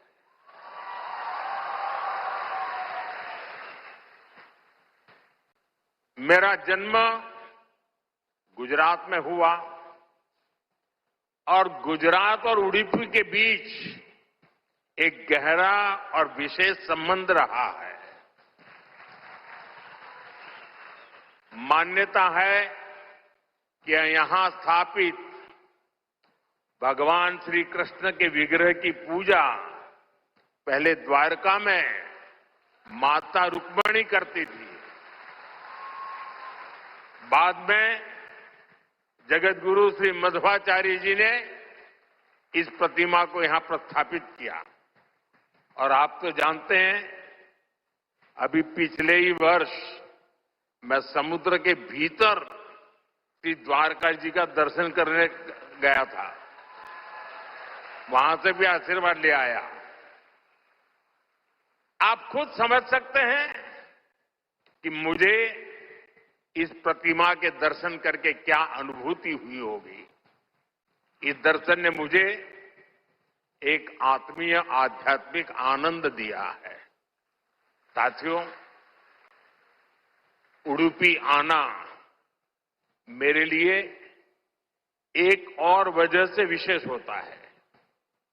उडुपी जनसंघ और भारतीय जनता पार्टी के सुशासन की मॉडल की कर्मभूमि रही है। 1968 में उडुपी के लोगों ने जनसंघ के हमारे वीएस आचार्य जी को यहां की नगरपालिका परिषद में विजयी बनाया था और इसके साथ ही उडुपी ने एक नए गवर्नेंस मॉडल की नींव भी रखी थी।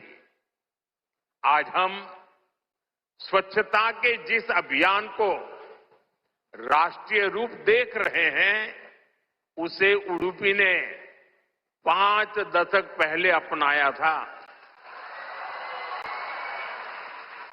जल आपूर्ति और ड्रेनेज सिस्टम का एक नया मॉडल देना हो, उडुपी ने ही 70 के दशक में इन कार्यक्रमों की शुरुआत की थी। आज ये अभियान देश के राष्ट्रीय विकास का राष्ट्रीय प्राथमिकता का हिस्सा बनकर हमारा मार्गदर्शन कर रहा है। साथियों, रामचरितमानस में लिखा है, कलिजुग केवल हरिगुण गाहा, गावत नर पावही भवथाहा। अर्थात कलयुग में केवल भगवत नाम और लीला का कीर्तन ही परम साधन है। उसके गायन कीर्तन से भव सागर से मुक्ति हो जाती है। हमारे समाज में मंत्रों का, गीता के श्लोकों का पाठ तो शताब्दियों से हो रहा है, पर जब 1,00,000 कंठ एक स्वर में इन श्लोकों का ऐसा उच्चारण करते हैं, जब इतने सारे लोग गीता जैसे पुण्य ग्रंथ का पाठ करते हैं, जब ऐसे दैवीय शब्द एक स्थान पर एक साथ गूंजते हैं, तो एक ऐसी ऊर्जा निकलती है जो हमारे मन को, हमारे मस्तिष्क को एक नया स्पंदन, एक नई शक्ति देती है।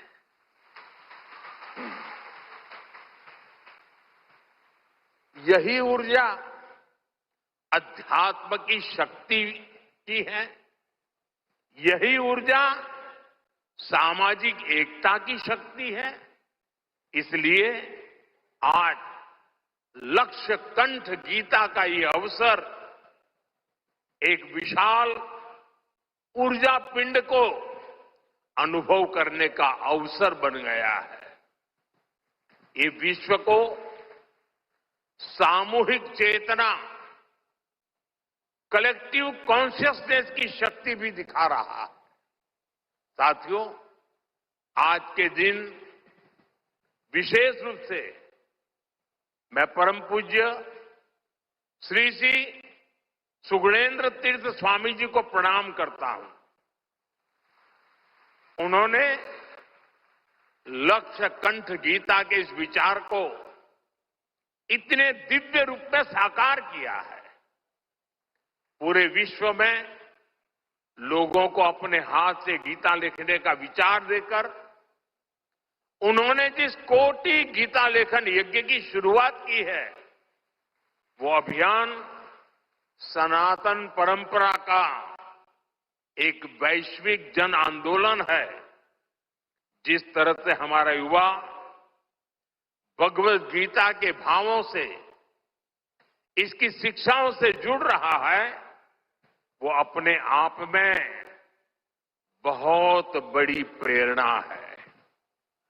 सदियों से भारत में वेदों, उपनिषदों और शास्त्रों के ज्ञान को अगली पीढ़ी तक पहुंचाने की परंपरा रही है।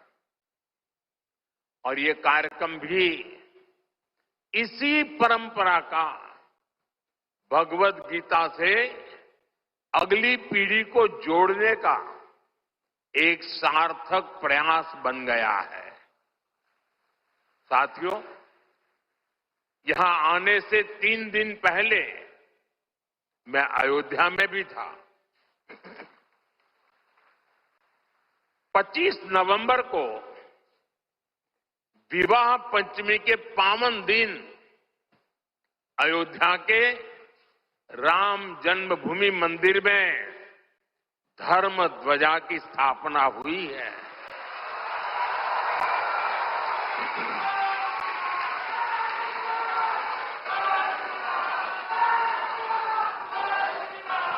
अयोध्या से उडुपी तक असंख्य राम भक्त इस दिव्यतम और भव्यतम उत्सव के साक्षी बने हैं। राम मंदिर आंदोलन में उडुपी की भूमिका कितनी बड़ी है, सारा देश इसे जानता है। परम पूज्य स्वर्गीय विश्वेश तीर्थ स्वामी जी ने दशकों पहले राम मंदिर के पूरे आंदोलन को जो दिशा दी, ध्वजारोहण समारोह उसी योगदान की सिद्धि का पर्व बना है। उडुपी के लिए राम मंदिर का निर्माण एक और कारण से विशेष है। नए मंदिर में जगत गुरु मध्वाचार्य जी के नाम पर एक विशाल द्वार भी बनाया गया है। भगवान राम के अनन्य भक्त जगत गुरु मध्वाचार्य जी ने लिखा था, रामाय शाश्वत सुविस्तृत षड्गुणाय सर्वेश्वराय बलवीर्य महारणावाय, अर्थात भगवान श्री राम 6 दिव्य गुणों से विभूषित सर्वेश्वर और अपार शक्ति साहस के सागर है। और इसलिए राम मंदिर परिसर का एक द्वार उनके नाम पर होना उडुपी, कर्नाटका और पूरे देश के लोगों के लिए बहुत गौरव की बात है। साथियों, जगतगुरु श्री मध्वाचार्य जी भारत के द्वैत दर्शन के प्रणेता और वेदांत के प्रकाश स्तंभ है। उनके द्वारा बनाई गई उडुपी के अष्टमठों की व्यवस्था संस्थाओं और नव परंपराओं के निर्माण का मूर्त उदाहरण है। यहां भगवान श्री कृष्ण की भक्ति है, वेदांत का ज्ञान है और हजारों लोगों की अन्न सेवा का संकल्प है। एक तरह से ये स्थान ज्ञान, भक्ति और सेवा का संगम तीर्थ है। साथियों, जिस काल में जगतगुरु मध्वाचार्य जी का जन्म हुआ, उस काल में भारत बहुत सी आंतरिक और बाहर की चुनौतियों से जूझ रहा था। उस काल में उन्होंने भक्ति का वो मार्ग दिखाया जिससे समाज का हर वर्ग, हर मान्यता जुड़ सकते थे। और इसी मार्गदर्शन के कारण आज कई शताब्दियों के बाद भी उनके द्वारा स्थापित मठ प्रतिदिन लाखों लोगों की सेवा का कार्य कर रहे हैं। उनकी प्रेरणा के कारण द्वैत परंपरा में ऐसी कई विभूतियां जन्मी हैं जिन्होंने सदा धर्म, सेवा और समाज निर्माण का काम आगे बढ़ाया। और जन सेवा की ये शाश्वत परंपरा ही उडुपी की सबसे बड़ी धरोहर है। साथियों, जगतगुरु मध्वाचार्य की परंपरा ने ही हरिदास परंपरा को ऊर्जा दी। पुरंदरदास, कनकदास जैसे महापुरुषों ने भक्ति को सरल, सरस और सुगम कन्नड़ा भाषा में जन जन तक पहुंचाया। उनकी ये रचनाएं हर मन तक, गरीब से गरीब वर्ग तक पहुंची और उन्हें धर्म से, सनातन विचारों से जोड़ा। ये रचनाएं आज की पीढ़ी में भी वैसी की वैसी ही है। आज भी हमारे नौजवान सोशल मीडिया की रील्स में श्री पुरंदरदास द्वारा रचित चंद्रचूड़ शिव शंकर पार्वती सुनकर एक अलग भाव में पहुंच जाते हैं। आज भी जब उडुपी में मेरे जैसा कोई भक्त एक छोटी सी खिड़की से भगवान श्री कृष्ण का दर्शन करता है तो उसे कनकदास जी की भक्ति से जुड़ने का अवसर मिलता है। और मैं तो बहुत सौभाग्यशाली हूं, मुझे इसके पहले भी ये सौभाग्य प्राप्त होता रहा है। कनकदास जी को नमन करने का सौभाग्य मिला है। साथियों, भगवान श्री कृष्ण के उपदेश, उनकी शिक्षा हर युग में व्यवहारिक है। गीता के शब्द सिर्फ व्यक्ति ही नहीं, राष्ट्र की नीति को भी दिशा देते हैं। भगवत गीता में श्री कृष्ण ने सर्वभूत हिते रताः ये बात कही है। गीता में ही कहा गया है, लोक संग्रहम एवापि संपश्यन कर्तुम अर्हसि। इन दोनों ही श्लोकों का अर्थ यही है कि हम लोक कल्याण के लिए काम करें।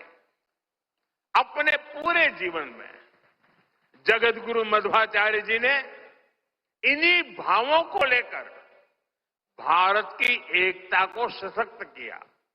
साथियों, आज सबका साथ, सबका विकास, सर्वजन हिताय, सर्वजन सुखाय, ये हमारी नीतियों के पीछे भी भगवान श्री कृष्ण के इन्हीं श्लोकों की प्रेरणा है। भगवान श्री कृष्ण हमें गरीबों की सहायता का मंत्र देते हैं और इसी मंत्र की प्रेरणा आयुष्मान भारत और पीएम आवास जैसी स्कीम का आधार बन जाती है। भगवान श्री कृष्ण हमें नारी सुरक्षा, नारी सशक्तिकरण का ज्ञान सिखाते हैं और उसी ज्ञान की प्रेरणा से देश नारी शक्ति बंधन अधिनियम का ऐतिहासिक निर्णय करता है। श्री कृष्ण हमें सबके कल्याण की बात सिखाते हैं और यही बात वैक्सीन मैत्री, सोलर अलायंस और वसुधैव कुटुंबकम की हमारी नीतियों का आधार बनती है। साथियों, श्री कृष्ण ने गीता का संदेश युद्ध की भूमि पर दिया था और भगवत गीता हमें ये सिखाती है कि शांति और सत्य की स्थापना के लिए अत्याचारियों का अंत भी आवश्यक है।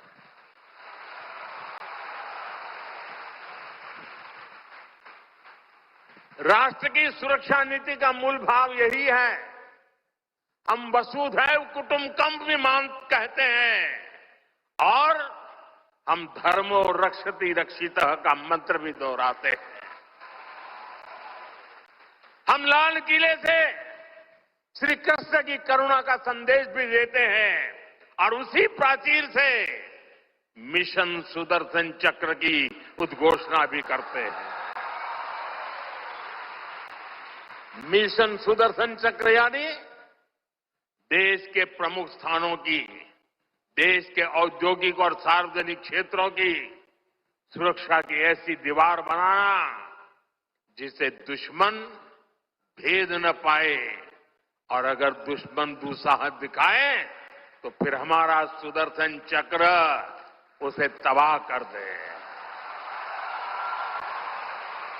साथियों, ऑपरेशन सिंदूर की कार्रवाई में भी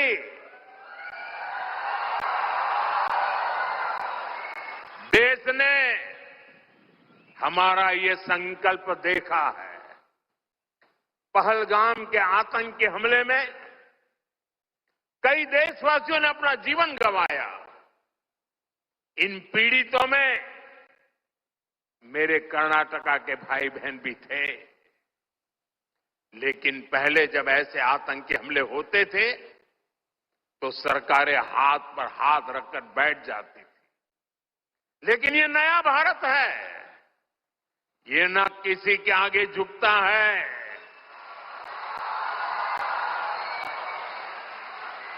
और न ही अपने नागरिकों की रक्षा के कर्तव्य से डिगता है। हम शांति की स्थापना भी जानते हैं और शांति की रक्षा करना भी जानते हैं। साथियों, भगवत गीता हमें कर्तव्यों का, हमारे जीवन संकल्पों का बोध कराती है और इसी प्रेरणा से मैं आज आप सभी से कुछ संकल्पों का आग्रह भी करूंगा। ये आग्रह नव संकल्प की तरह है जो हमारे वर्तमान और भविष्य के लिए बहुत आवश्यक है। संत समाज जब इन आग्रहों पर अपना आशीर्वाद दे देगा तो इन्हें जन जन तक पहुंचने से कोई रोक नहीं पाएगा। साथियों, हमारा पहला संकल्प होना चाहिए कि हमें जल संरक्षण करना है, पानी बचाना है, नदियों को बचाना है। हमारा दूसरा संकल्प होना चाहिए कि हम पेड़ लगाएंगे। देश भर में एक पेड़ मां के नाम अभियान को गति मिल रही है। इस अभियान के साथ अगर सभी मठों का सामर्थ्य जुड़ जाएगा तो इसका प्रभाव और व्यापक होगा। तीसरा संकल्प कि हम देश के कम से कम एक गरीब का जीवन सुधारने का प्रयास करें। मैं ज्यादा नहीं कह रहा हूं। चौथा संकल्प स्वदेशी का विचार होना चाहिए। एक जिम्मेदार नागरिक के रूप में हम सब स्वदेशी को अपनाएं। आज भारत आत्मनिर्भर भारत और स्वदेशी के मंत्र पर आगे बढ़ रहा है। हमारी अर्थव्यवस्था, हमारे उद्योग, हमारी टेक्नोलॉजी सब अपने पैरों पर मजबूती से खड़े हो रहे हैं। इसलिए हमें जोर शोर से कहना है, vocal for local, vocal for vocal, vocal.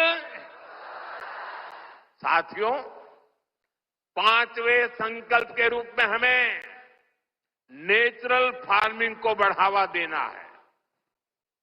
हमारा छठा संकल्प होना चाहिए कि हम हेल्थी लाइफस्टाइल को अपनाएंगे, मिलेट्स अपनाएंगे और खाने में तेल की मात्रा कम करेंगे। हमारा सातवां संकल्प ये हो कि हम योग को अपनाएं, इसे जीवन का हिस्सा बनाएं। आठवां संकल्प मैन्युस्क्रिप्ट्स, पांडुलिपियों के संरक्षण में सहयोग करें। हमारे देश का बहुत सा पुरातन ज्ञान पांडुलिपियों में छिपा हुआ है। इस ज्ञान को संरक्षित करने के लिए केंद्र सरकार ज्ञान भारतम मिशन पर काम कर रही है। आपका सहयोग इस अमूल्य धरोहर को बचाने में मदद करेगा।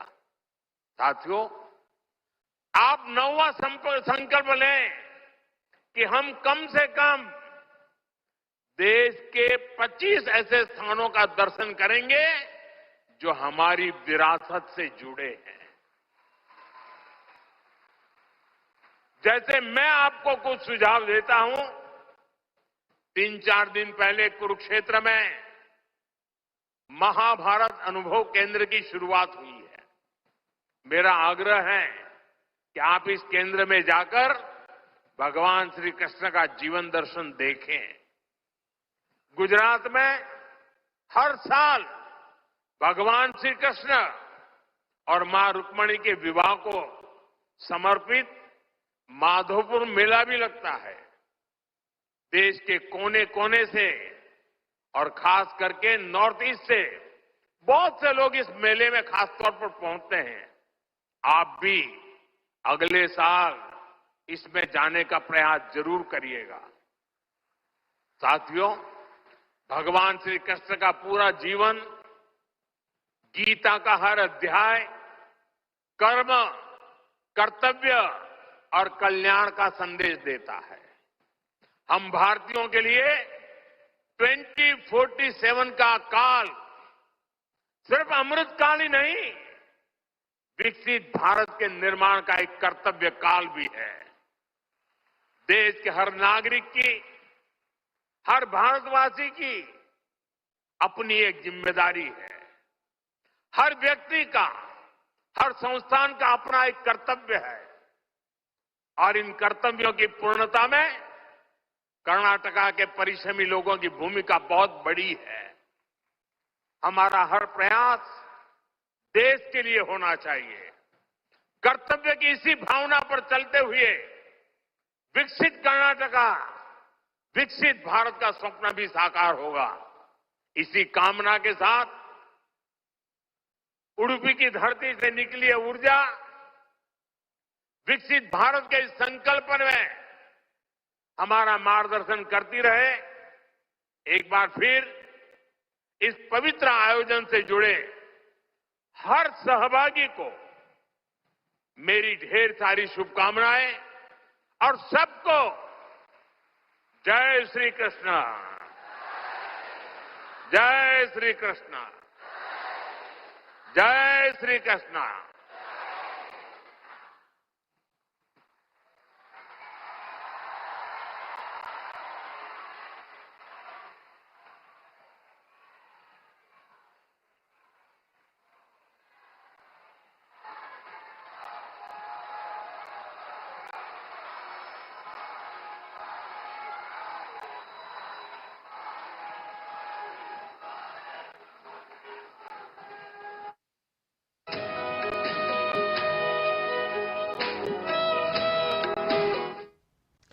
तो आप सुन रहे थे प्रधानमंत्री को ಒಂದು ಕೋಟಿ ಜನ ಭಗವದ್ಗೀತೆಯನ್ನು ಬರೆಯಬೇಕು, ಬರೆದು ಕೃಷ್ಣನಿಗೆ ಅರ್ಪಣೆ ಮಾಡಬೇಕು।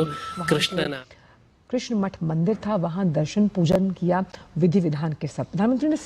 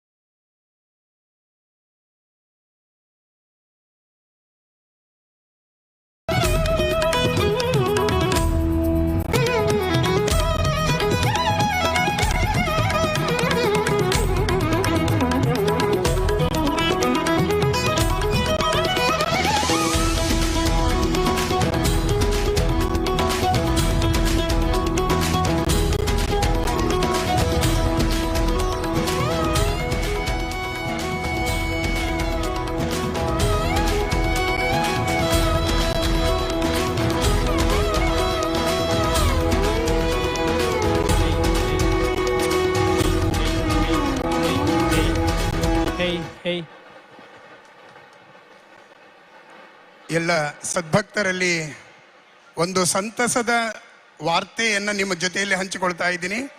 ಇವತ್ತಿನ ಈ ಕಾರ್ಯಕ್ರಮವನ್ನ golden book of world record ಅಲ್ಲಿ ದಾಖಲೆಯಾಗಿದೆ।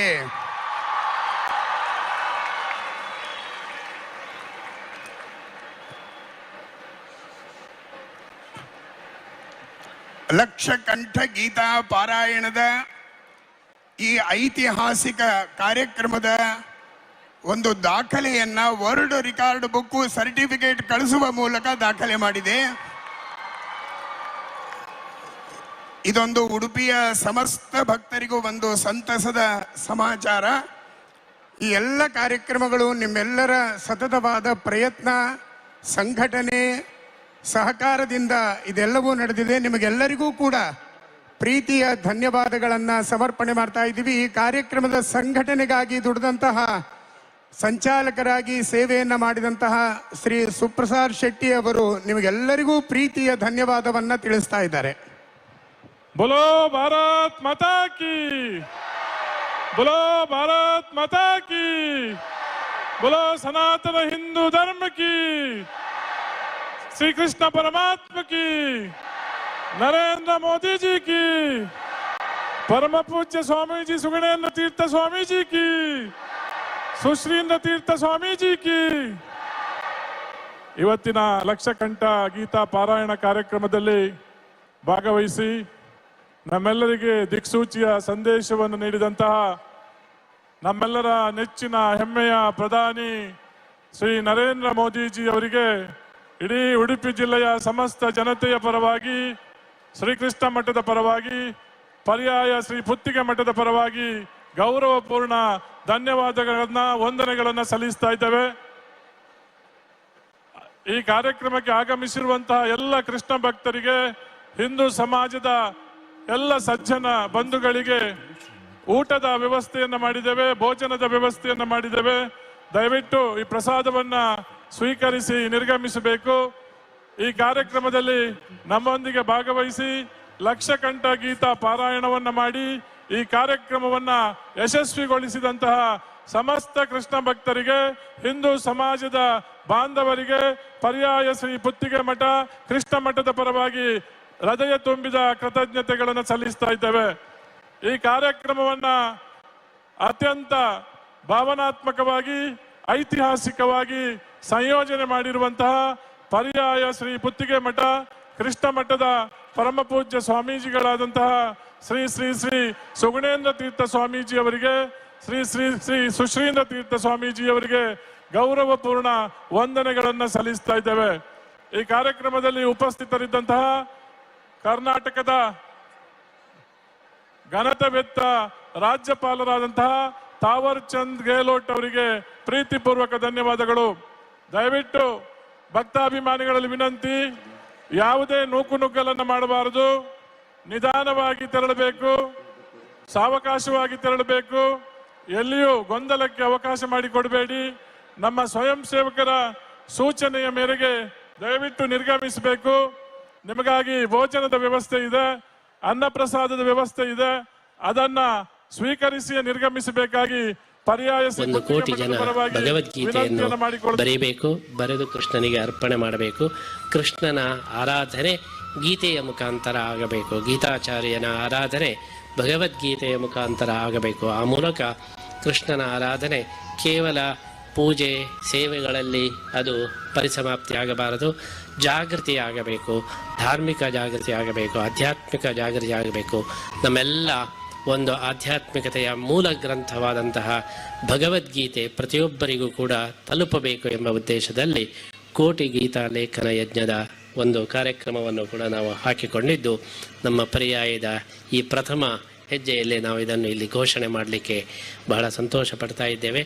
ಪ್ರತಿಯೊಬ್ಬರೂ ಕೂಡ ಭಗವದ್ಗೀತೆಯನ್ನು ಸಂಪೂರ್ಣ ಬರೆದು 700 ಶ್ಲೋಕಗಳನ್ನು ಬರೆದು ದಿವಸಕ್ಕೆ 1 ಅಥವಾ 2 ಶ್ಲೋಕದಂತೆ ಬರೆದು 2 ವರ್ಷದ ನಂತರ ಉಡುಪಿಗೆ ಬಂದು ಕೃಷ್ಣನ ಸನ್ನಿಧಾನದಲ್ಲಿ ಅರ್ಪಣೆ ಮಾಡಬೇಕು. ಆಮೇಲೆ ಅದೇ ಪುಸ್ತಕವನ್ನು ಕೃಷ್ಣನಿಗೆ ಅರ್ಪಣೆ ಮಾಡಿದ್ದನ್ನು ಅವರಿಗೆ ನಾವು ಸೈನ್ ಹಾಕಿ ಕೃಷ್ಣನಿಗೆ ಅರ್ಪಣೆ ಮಾಡಿ ವಾಪಸ್ ಕೊಡ್ತೇವೆ. ಅದನ್ನು ಮನೆಯಲ್ಲಿ ದೇವರ ಕೋಣೆಯಲ್ಲಿ ಪೂಜೆಗೆ ಇಟ್ಟು ನಿತ್ಯ ಪೂಜೆ ಮಾಡಬೇಕು. ಮುಂದೆ ಅವರ ಮಕ್ಕಳು, ಮೊಮ್ಮಕ್ಕಳು ಅವರೆಲ್ಲರೂ ಕೂಡ ಅದನ್ನು ಪೂಜೆ ಮಾಡಬೇಕು. ನಮ್ಮ ತಂದೆ ಬರೆದದ್ದು, ಅಜ್ಜ ಬರೆದದ್ದು, ಪಿಜ್ಜ ಬರೆದದ್ದು ಎಂಬುದಾಗಿ ಆ ವಂಶದಲ್ಲಿ ಆ ಒಂದು ಪುಸ್ತಕಕ್ಕೆ ವಿಶೇಷವಾದ ಒಂದು ಪಾವಿತ್ರ್ಯ, ಪೂಜ್ಯತೆ ಬಂದು ಆ ಪುಸ್ತಕ ಅದು ಇಡೀ ವಂಶಕ್ಕೆ ಭಗವದ್ಗೀತೆಯ ಸ್ಫೂರ್ತಿಯನ್ನು, ಪ್ರೇರಣೆಯನ್ನು ಕೊಡುವ ಹಾಗೆ ಆಗಬೇಕು ಎಂಬುದಾಗಿ, ಹೀಗೆ ಕೋಟಿ ಮನೆಗಳಲ್ಲಿ ಭಗವದ್ಗೀತೆಯ ಆರಾಧನೆ ನಡೆಯಬೇಕು ಎಂಬಂಥ ಈ ಒಂದು ಉದ್ದೇಶದಲ್ಲಿ ಕೋಟಿ ಗೀತಾ ಲೇಖನ ಯಜ್ಞ ಈ ಕಾರ್ಯಕ್ರಮವನ್ನು ಹಮ್ಮಿಕೊಂಡಿದ್ದು, ನಮ್ಮ ಪರ್ಯಾಯ ಕೇವಲ ಅದೊಂದು ಸಾಂಪ್ರದಾಯಿಕವಾದಂತಹ ಒಂದು ಪದ್ಧತಿಯಂತೆ ನಡೆತಕ್ಕಂತಹ ಪರ್ಯಾಯ ಮಾತ್ರವಾಗಬಾರದು, ಅದು ಶಾಶ್ವತವಾದಂತಹ ಒಂದು ಕೃಷ್ಣನ ಸಂದೇಶವನ್ನು ಎಲ್ಲ ಕಡೆ ಪಸರಿಸ್ತಕ್ಕಂತಹ ಒಂದು ನಿಮಿತ್ತ ಆಗಬೇಕು ಎಂಬಂತಹ ಈ ದೃಷ್ಟಿಯಲ್ಲಿ ಕೋಟಿ ಗೀತಾ ಲೇಖನ ಯಜ್ಞವನ್ನು ನಾವು ಘೋಷಣೆ ಮಾಡಿದ್ದೇವೆ.